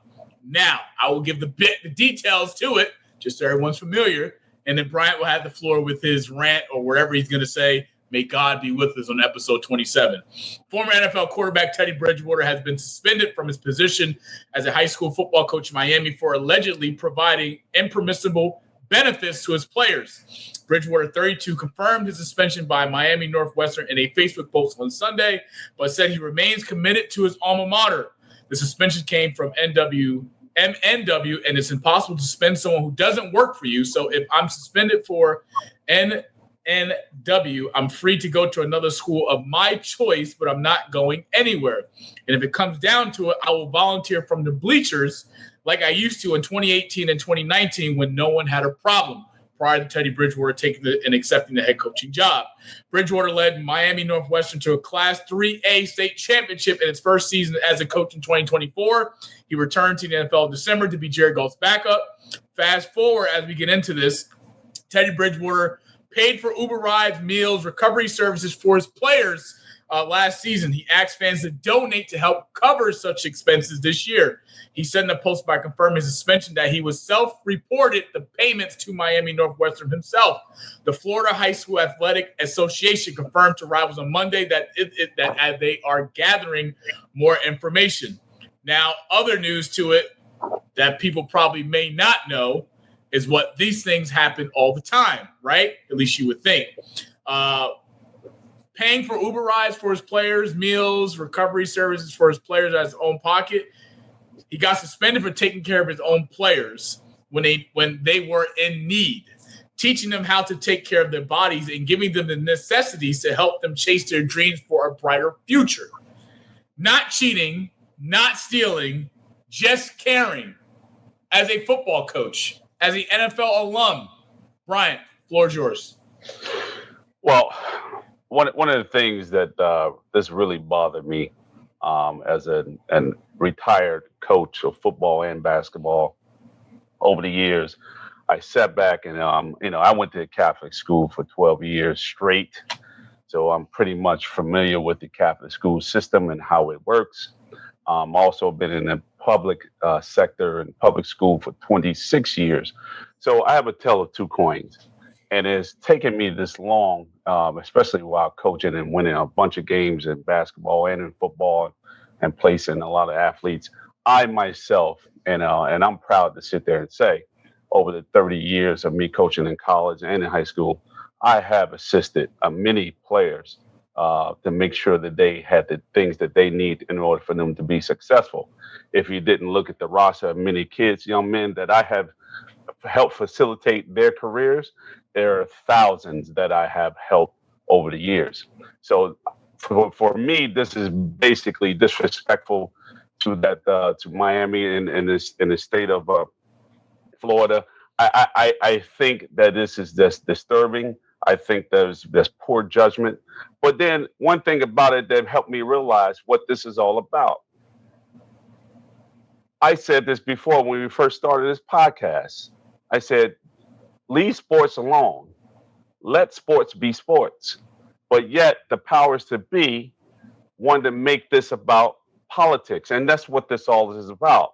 If this was a Catholic school, no one will be saying a damn thing. Because how do I know? I went to one. And no one said anything about any gifts or anybody taking care of anybody, going over this person home, buying sodas, getting rides, and whatever it may be. We had what we needed in order for us to go Division I, Division II, NAIA, wherever it was. In a public school, you had the binoculars on. It's all about control. It's a Democratic thing and it's a Republican thing. Just call it what it is, and it needs to stop. Let these young men, whether they decide to go to a Catholic school or a public school, all be the same. You're doing a damn disservice. You need to leave these young men alone because it pisses me off. I'm all about student athletes being successful. I don't care where they are. They could be on the damn moon.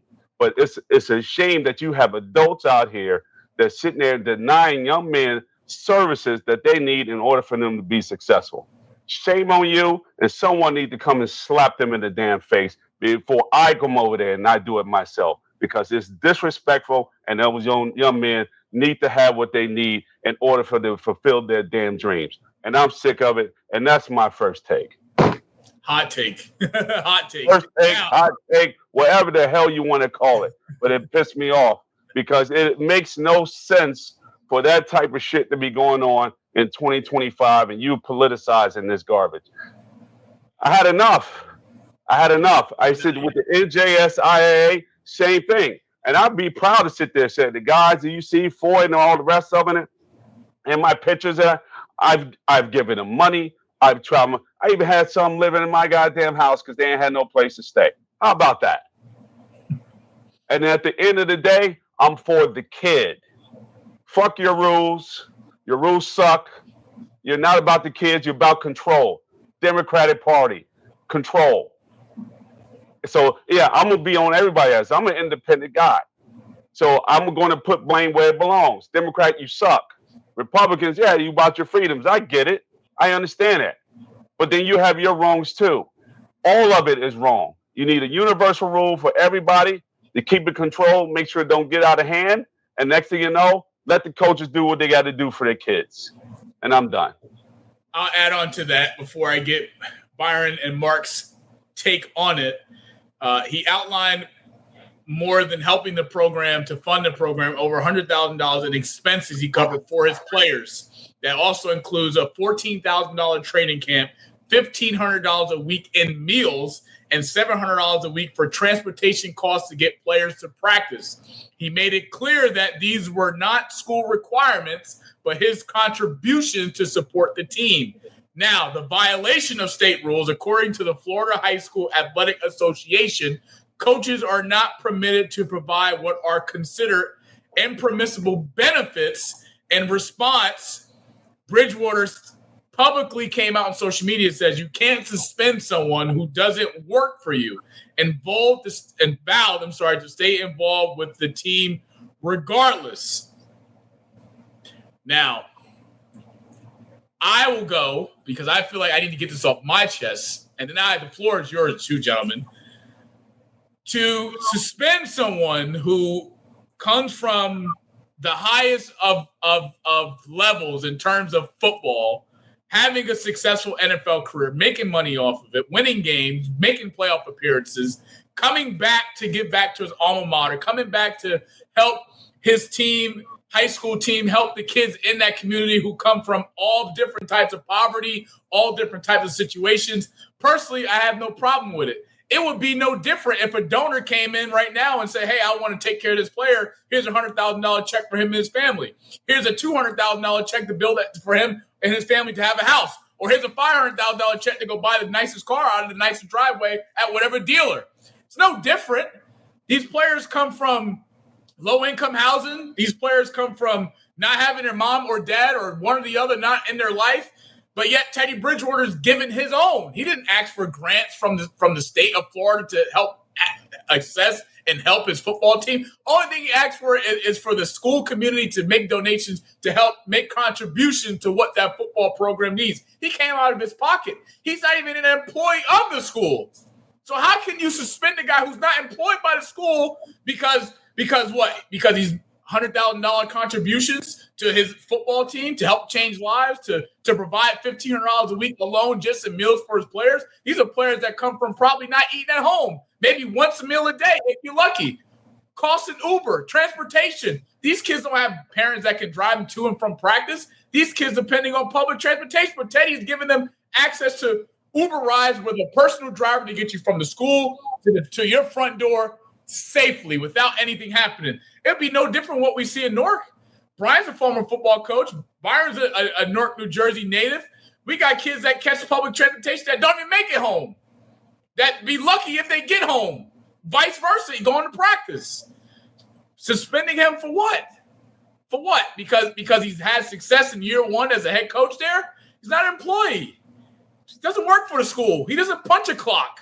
He's a retired NFL quarterback who's made a shitload of money, who's managed his money well, who's not broke, and has decided to give back to the next generation of athletes in the state of Florida for that particular school, to mold them and to cultivate them, to build relationships, to teach them the game, to get to the next level, rather Division I, Division II, Division III, JUCO, whatever the case may be, prep school, whatever it is, Teddy's provided that. So to suspend him, I think that's full of shit. Actually, it is full of shit. It's a disrespect to the community. It's a disrespect to the school and the fucking Florida Athletic Commission, Football Commission, High School Commission. They all deserve to be fired and fucking banned from whatever it is that they do, because they want to push a little power around the titles and the pity-patty salaries that they make.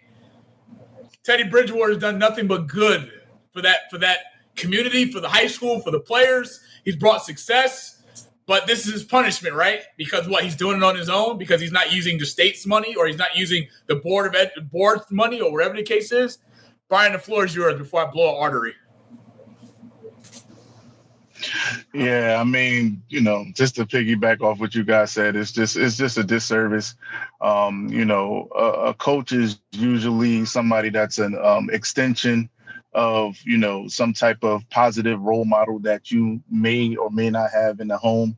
And usually, guys that are dedicated, or guys or women, or, whatever gender the coach is, that are dedicated to, what they do, their craft, they are about the kids, and they do want to see, the kids be successful, et cetera, et cetera. So, to take away resources, from a place that I doubt has, an abundance of, it's just a travesty.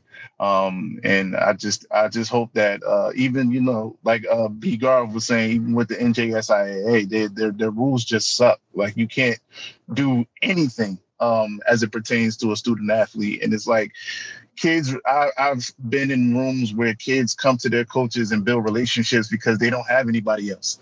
And, when it's like that, it's like you're taking something away from a kid that, something that they don't have. They don't have that, positive role model. They don't have somebody that can, properly show them, these kids from that town, they're really good in football too. Damn good.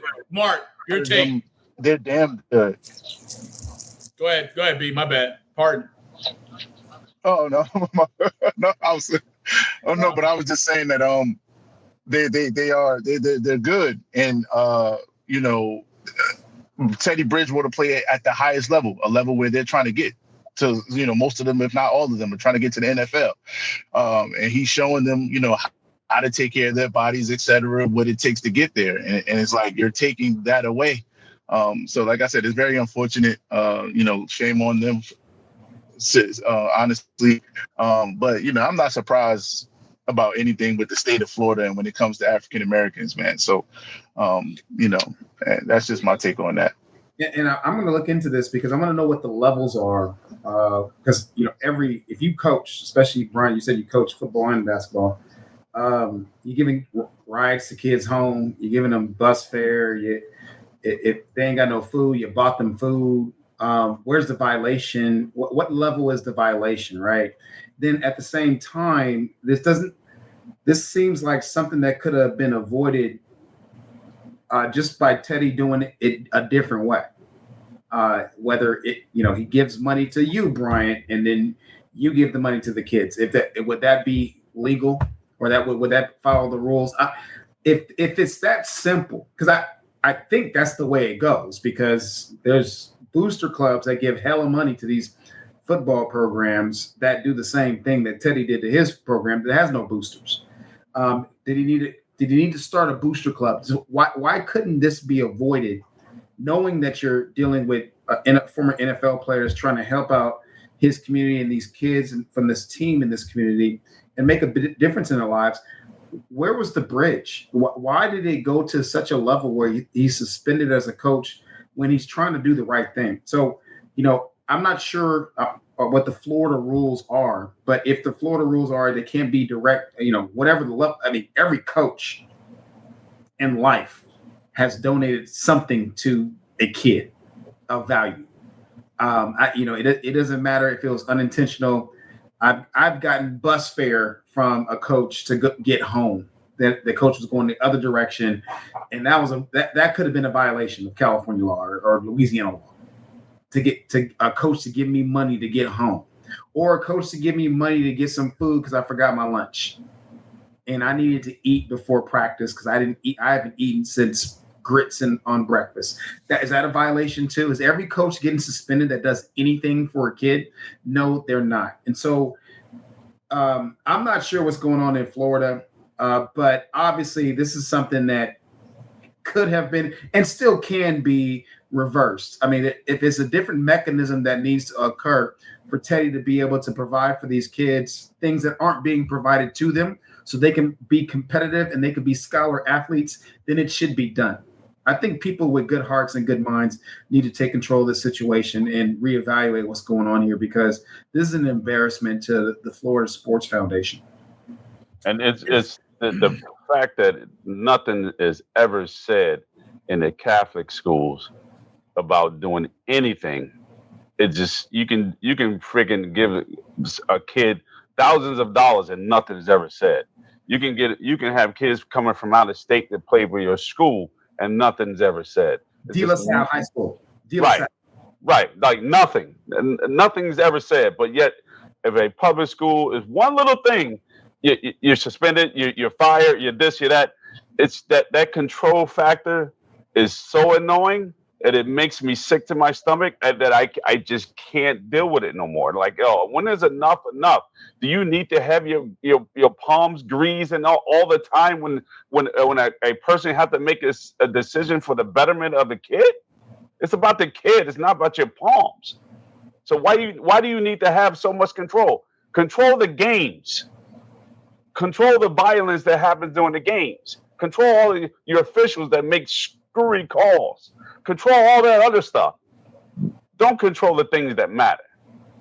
Our jobs are to keep these young men off the streets, and coaches do a hell of a job at actually doing those particular things, because these streets can be a hell of a lot worse if we didn't have these type of coaches that take care of things that these kids, young men need. You want them to give it, or you want them to rob you when you get home? Which one do you want? Well, to me, it begs the question: if he were a white coach doing this, would we be talking about this? It never happened. I'm going to say yes. I'm going to say yes. You think so?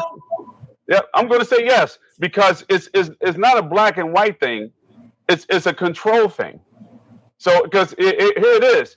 You go back to Leibowitz back at Eastside when he got caught with the foreigners. Same thing. Same difference. That's not the same thing. Well, not the same thing, Brian, because but if he's in a Catholic school, nothing will be said. Well, what he did was, and I don't want to put too much of this out there because it made the fucking ESPN article. I can put it out there. He was bringing kids from overseas, placing them in apartments to live, to attend the school, playing for them, and putting them in position to go to Power One schools because of their talent. Teddy actually, he was an employee of Eastside High School. Teddy's not. Teddy's not an employee of this school. He's not even a state employee. He's pretty much a volunteer at this point, quote unquote. His love for the game, his passion for the game, he's doing this from his heart. He's not doing this for a tax write-off, or he's not doing this for something in return, because the school doesn't have the resources, nor do they have the funds to even do the unthinkable of what Teddy's already done. So I don't want to sit too much on it because it's really starting to piss me off more and more as I think about it. But as Byron said, Mark said, even Bryant, it's a disrespect to the kids, to the players that have been blessed to have someone like Teddy in the locker room, to have someone like Teddy as a mentor in this thing we call life. Those things speak volumes. Yeah, he's spending his own money. Ubers, meals, training camps, transportation, uniforms. It's not paying for players. He's building from the ground in. You got a problem with it? Pay your staff more money. Everyone talks about the budget. These coaches out here are making the bare minimum to go out there and win. Teddy's doing it with his own pocket. Let's go into the rewind of the week, Chris, before I blow up fucking another artery.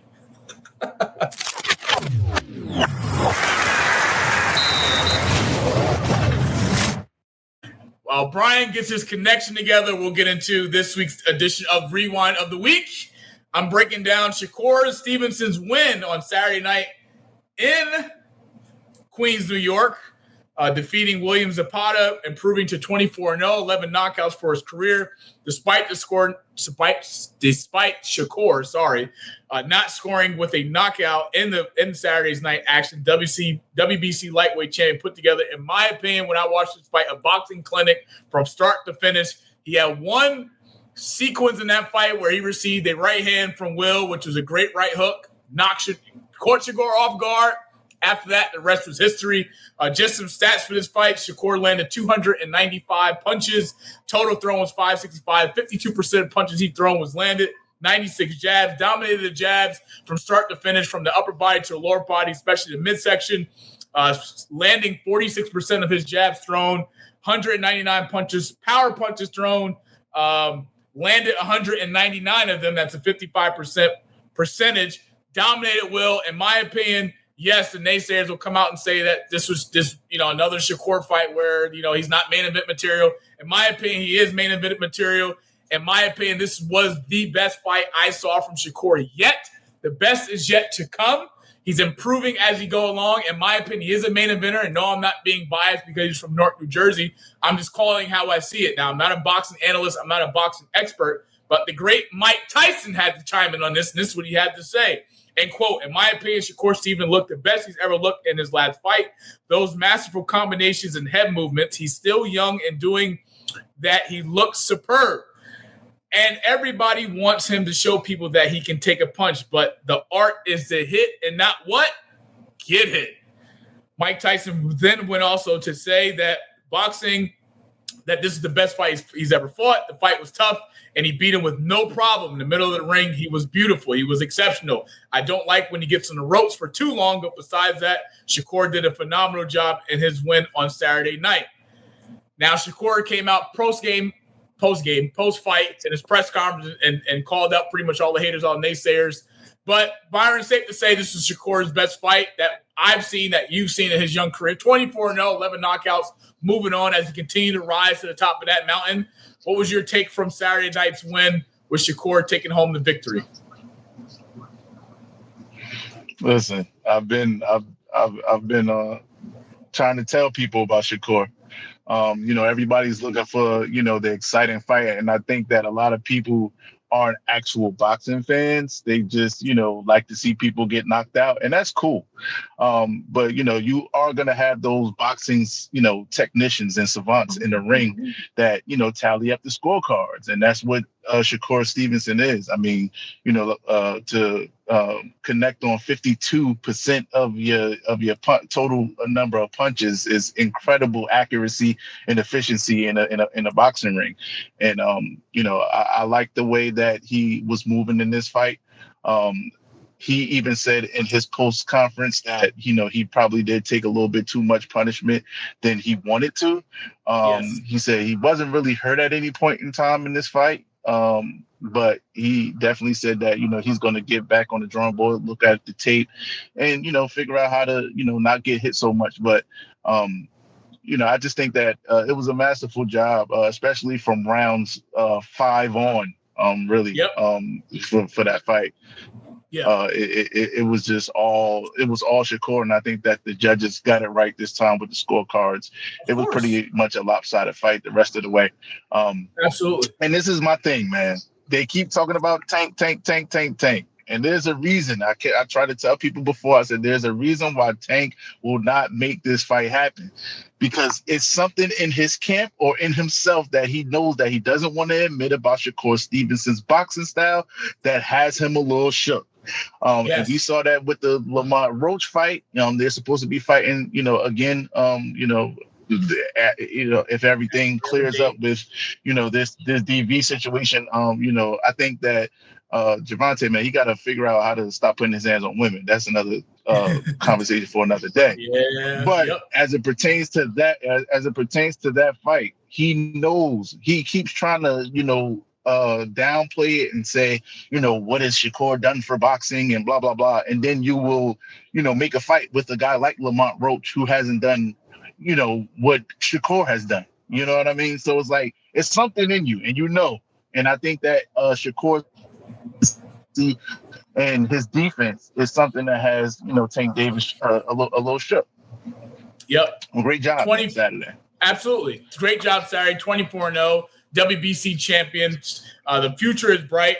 Rising star in the boxing game. I mean, the fans criticize him prior to his fight about his style of fight, how he fights, the way he fights, and he did what the fans wanted. He stood in there. He took more hits than probably what he should have, but yet he gave the punishment and outworked his opponent, and that's what any boxer is supposed to do in any fight that you go against. But we talk about Tank Davis and the Shakur thing. Give the fans what they want. We finally get to see Terrence Crawford and Canelo in September. That's something that's long overdue, but yet these are two fighters that are still arguably, you could say, in their prime and still at the top of their game. Hopefully we get to see that, but just want to give congratulations to Shakur Stevenson on 24-0, moving on in his young career. Shout out to the Newark, New Jersey native. And it is now time for my favorite segment of every week besides Brian's hot take, and it's Floss and Moss. Let's go.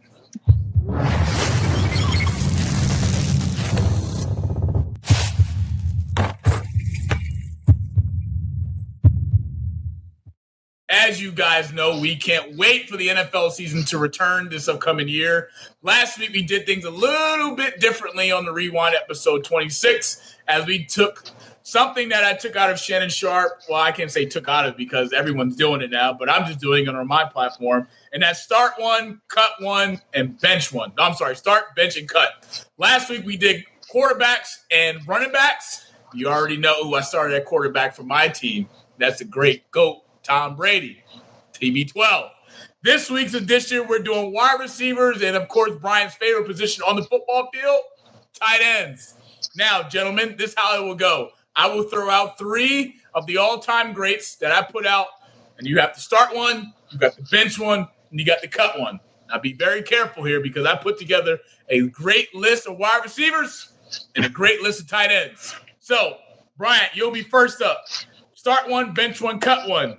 We got the all-time great, Jerry Rice. The all-time great, who's probably my cousin if I do some research on the family tree, Randy Moss. And the great Isaac Bruce. Now, this is round one. There's 2 rounds of this before we go to tight ends. But round 1, Jerry Rice, Randy Moss, Isaac Bruce. Start one, bench one, cut one, go. All right. Well, the first thing is, with I have to take Jerry Rice because he is a distant cousin of mine. So I have to take the family first, the Rices. And if I didn't take him, all the Rice family will come down my throat. So, no, and that's a seriously pause on that statement I just said. A serious pause. All right. Pause. But Jerry Rice is definitely my starter. Randy Moss is definitely on the bench. And I'm going to cut Isaac Bruce, even though I had him on my fantasy football for quite some time, many years. But yet, I have to cut Isaac. Super pause. Mark, who you got? Off really nice. I got the all-time great 197 touchdown Jerry Rice, 22,000 yards, just amazing route tree. I'm a big route tree guy, so I'm cutting Randy Moss because I want the whole tree, and I'm benching Isaac Bruce, who's coming off the bench. I'm cutting Randy. Yeah, I like the way I like the routes. I get more complete routes from Isaac Bruce than I get from Randy Moss. So I go with Jerry Rice and Isaac Bruce. Byron, who do you round 1? Who you got? It's in order for me. You start Jerry, bench Randy, cut Isaac. Gentlemen, you should already know where I'm going with this. I'm going to start Jerry, all-time great. Long as Joe Montana is throwing in the football, we're going to win some Super Bowls. Randy Moss, put him with Tom, Patrick, Edward, Brady. We're good. Look at 2007 season. It'll show you everything you need to know. And I'm cutting Isaac Bruce just because the Patriots beat them in a Super Bowl. Thank you. Second round. May God be with us, folks. Terrell Owens, Larry Fitzgerald, and the great Marvin Harrison. Byron, you're first. I'm gonna start Larry Fitz. Consummate professional, Mr. Reliable. Second, I believe he's second all time now in receiving yards. And then I'm going to bench T.O. And I'm gonna cut Marvin Harrison. What? Unfortunately. What? Yeah. What? Mark, please help him. Help us. I'm going with T.O. Starting T.O., okay? I'm starting T.O. Unfortunately, I'm loving Marvin Harrison too. I'm sticking with my route tree. I get more receptions, although he has less receptions than Larry Fitzgerald. Larry Fitzgerald runs a great route tree. I just like the way Marvin Harrison plays a complete game, more so than Larry. And I think that he didn't play from behind as much, so there wasn't as many, and he had some good running backs on his team. So it was a more balanced offense than Larry Fitzgerald's. So I like Marvin Harrison. So I'm starting Terrell, I'm benching Marvin, and I'm cutting Larry Fitzgerald. Ooh. Bryant? I'm starting Marvin Harrison. I had Marvin for years in my fantasy. Marvin, you can never go wrong with doing anything you wanted with Peyton Manning. It's just what it is. Marvin is that guy. I'm going to bench Larry Fitzgerald because Larry was a true beast and he's hard to tackle. Run after a catch is just phenomenal. So, especially when he played in the Super Bowl, he just freaking took the top off right off the bat. And not saying that Terrell couldn't do the same thing, but Terrell just can't shut the fuck up. He just can't shut the fuck up. I got it cut as a can't shut the fuck up. You don't want no media in the locker room? You don't want no drama? Just shut the fuck up. just shut the fuck up. All right. Hey, look, I got no problem with that.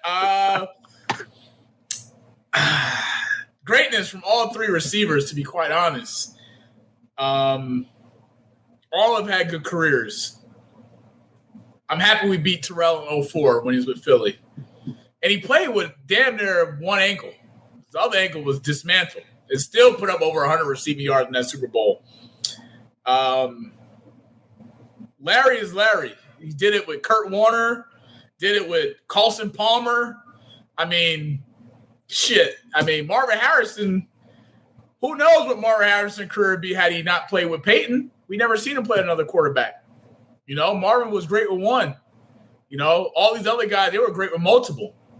So, I don't know. I'm going to start Larry.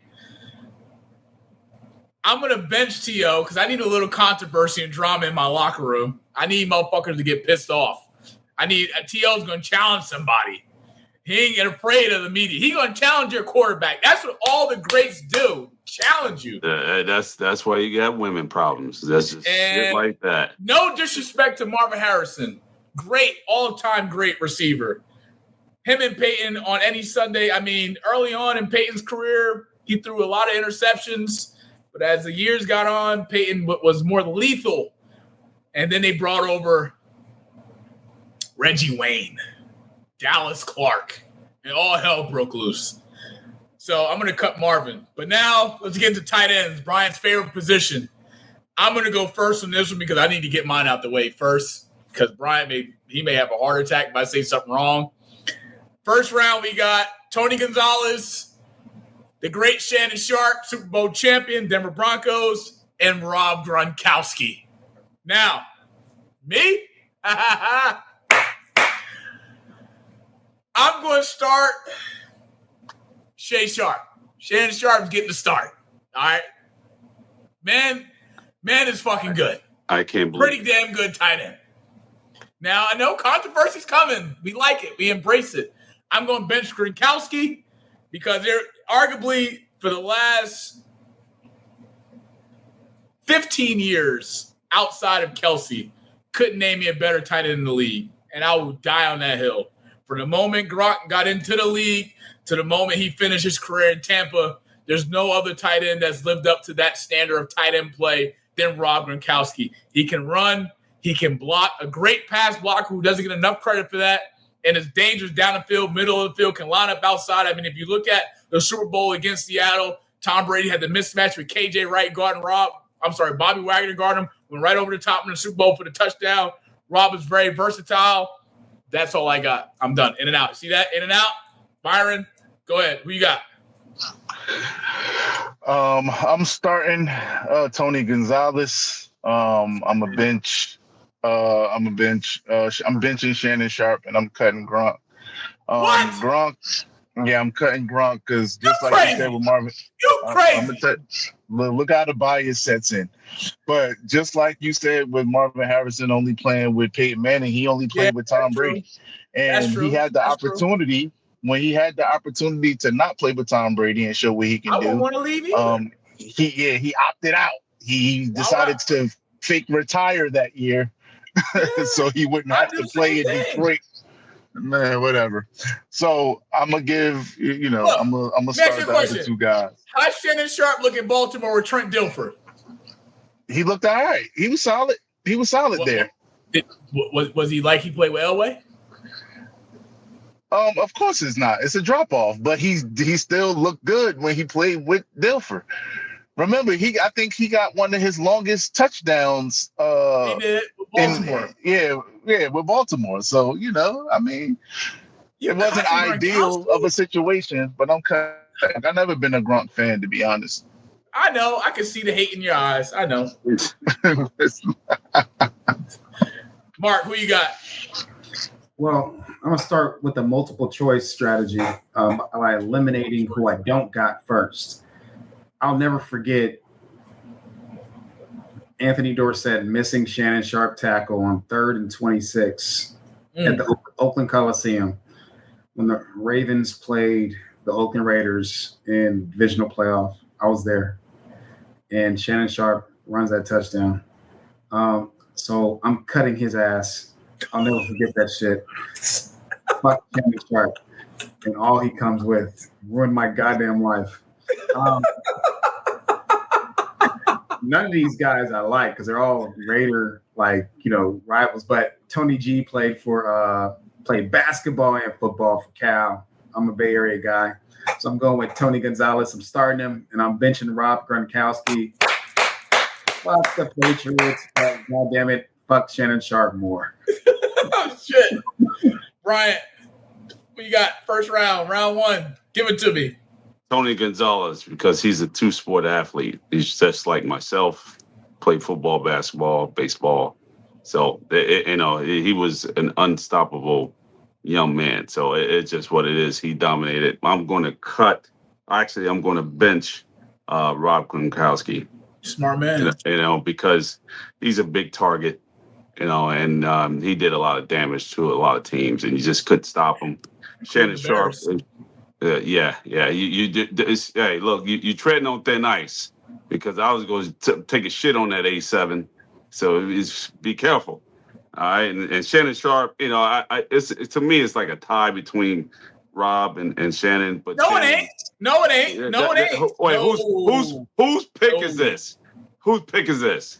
It's kind of a little bit of tie, but Rob got the nod because he's a bigger target. And Shannon is a great possession. I think Shannon could have played like the third receiver type because he was a smaller tight end. He reminded me kind of like myself, but he's a strong, cocky guy and a good target to can hit and stride and can blow the top off there a little bit too. So But those are my three. I'm going to bench, not bench, but cut Shannon Sharp. Shannon Sharp and Gronkowski are like smoking crack. Shout out to Savannah State's own Shannon Sharp.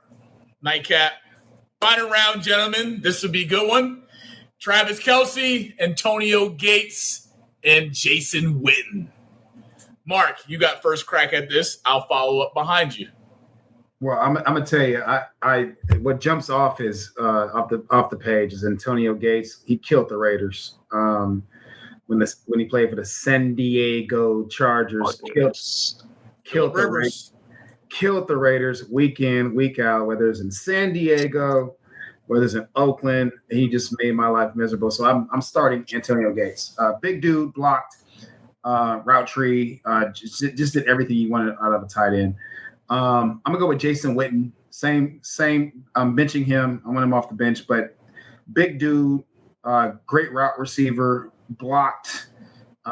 He's had some amazing running backs that ran behind him, and I'm benching Kelce just because he's newer and he's an active player. Who you cutting? Huh? I'm cutting Travis Kelce. Sorry, cutting. Yeah. I'm and the missus. Careful. The missus is a Swiftie too, so I making sure the door's closed, I don't get cut. But I gotta bench Travis, but just because he changed his look too when he started dating Taylor Swift. I'm like, dude, you can't be doing all that. Grew his hair and like he looks like a totally different person.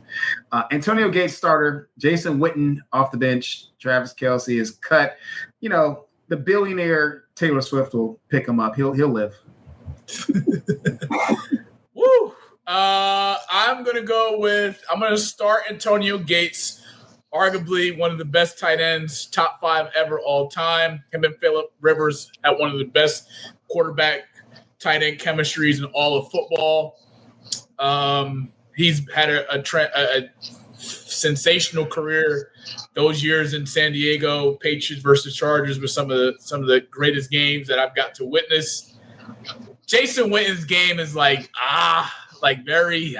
nothing exciting.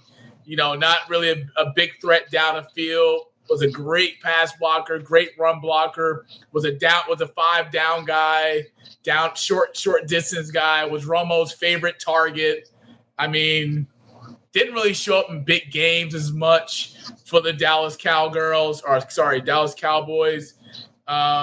Travis Kelce, I mean, the man shown up and shown out since he got to Kansas City. Underrated tight end coming into the league. Andy Reid liked him from the moment he saw him in college. He's had a pretty decent career. It's hard to compare Kelce and Witten, two different styles from a tight end perspective. I don't know who I'm going to bench here, but for the sake of the argument, I'll bench Kelce. And any day you get Tony Romo in the playoffs with Jason Witten, just know the Cowboys are going to lose. I'm cutting Jason Witten, sorry ass. Great career. Don't want no hate for this Cowboys fan, but Witten's got to go. Byron, your take. What you got? Starting Travis. I'm benching Witten. And I'm cutting, Antonio Gates. Yeah. Bryant, go ahead, man. I got nothing to say about that. I'm starting Antonio Gates, big tight end. I like big tight ends, even though I was smaller side. I wish I was his height. I'll be on here as a retired pro. Let me see here. I'm going to bench Jason Witten, and I'm going to cut Travis Kelce for this one damn reason. That fucking wife keep fucking up TV. And I got tired of seeing her ass every fucking week, and it was annoying as shit. And they keep putting her on the goddamn TV, and it just ruined my damn weekend every fucking week. So guess what? And his sorry pansy ass can't block for shit. So at the end of the day, yeah, your ass is getting cut for that. And tell your goddamn wife that made you change your damn hairstyle to keep her ass at fucking home so I could watch some goddamn football. And I'm done for this week. Woo! There you have it, folks. Byron, let's go around the room. For the people out there that will be watching episode 27, our people, they show some love. Mark can be attest to that for the love we receive on the Rewind. But for the people out there I'll be watching, give them where they can find you, where they can support you. Of course, we're Off the Top Sports Radio, another beautiful sports podcast platform that you're a part of as a co-host. Give the people where they can find you on all social platforms. Yeah, so Off the Top Sports Radio is the IG name, all one word, Off the Top Sports Radio. That's the podcast. And me individually, it's my name at Be The Analyst on IG. My regular real name on Facebook, Barron Lucas. I know Monty's been calling me. I know that H is messing you up, but it's pronounced Barron like Davis. As a broadcaster, I apologize. As a broadcaster, nah, it's all right. It's good because it's been happening all my life, so it's all right. But yeah, so that's us on the platforms. Off the Top Sports is also on Facebook as well. You can catch us every Tuesday from 6 to 8 p.m. Live on YouTube, Twitch, you name it, we are on it. We'll be back August 5th with our conference or divisional breakdowns.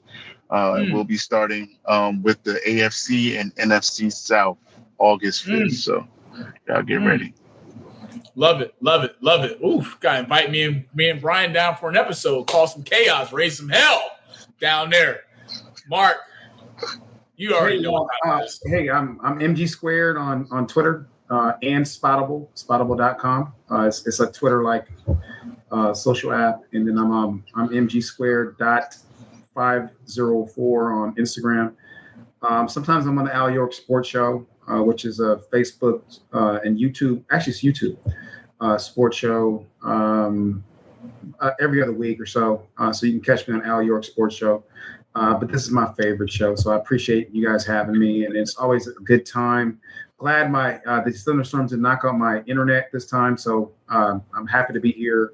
Appreciate you guys for the invite back. Great discussion. Brian, you cracked me up, man. You cracked me up. Monty, it's always a pleasure, brother, and great to meet you, Be The Analyst. I'm gonna catch your show too. I'm gonna check it out, man. I appreciate it. Thank you. I appreciate it. The power of the socials. You guys can follow each other, and then we can put some things together. But always a pleasure to have B on. I've had great respect for him. He's opened doors for me and bring me on his platform with June. Shout out to my brother June Pierre, who is the host of Off the Top Sports Radio. Does a damn good job in the hosting seat. And I wanted to make it my mission to give him a special shout out because he does great work and he's continuing to do a thing. And I'm blessed to have been able to meet these two and connect with them on a deeper level. And just the opportunity to go on their platform and show some love and bring the wisdom and my knowledge. Always a pleasure. But Bryant, final words before we sign off. Episode 27 on the Rewind. Keep Travis Kelce's wife at home. Make sure her ass stay in a goddamn closet where she belongs singing some tunes. I don't want to see her ass this year. That shit's annoying. I'm signing off. Well, folks, if you haven't, please like, subscribe to our YouTube channel at the Rewind_GSC3, as well as follow us on all social media platforms at the Rewind_GSC3. You can catch this episode, Apple Podcasts, Spotify, wherever you get your podcast. Also, as well as a special thank you and a special shout out to my dog, another Ohio State Buckeye, Chris in 1990 Studios, for the work they do for us each and every week. It's been a pleasure to have my brother Barron and, of course, Mark, Louisiana's finest, for episode 27. This has been The Rewind, from Mark to Byron to Barron to the Buckeye, who's going to be 0-5 this year against Michigan in the big house, at the big house, not the horse shit. To Mark, to his cousin Xavier, fighting for the 53 roster in Baltimore. Let's fucking go. To my co-hosts, B. Garv, Bryant, Temple Owl alum, who John Gruden did a great Unravel boxing video, if you haven't caught it. Temple alum, my co-host, a pain in the ass. I might have to put Barron in the hot seat for an episode. Maybe the two of us can cause some chaos together. We'll see. We put some things together. But I'm the host, the captain of the ship, Monty Moss. Signing off, episode 27. The Rewind. We'll see you guys next week. Same time as always. Always a pleasure, gentlemen, joining us. And for last but not least, for the sake of Barron and Chris as Buckeye fans, before I sign off, 2 words to say. Go Blue. Let's go! I was checking out the scouting report, and I don't see nothing but bums. You and your whole entire world know that I am the one. You and your squad ain't got nothing for me. Hey. Your organization is looking stressed. What? And now that you haters is running from me, I know that you see that I'm highly blessed. Here we go. Here we go. Here we go. Here we go. Yeah, we live with your boy Coach G. Yeah, we live with your boy Monty. You and your squad ain't got nothing for me. Your organization is looking stressed. And now that you haters is running from me,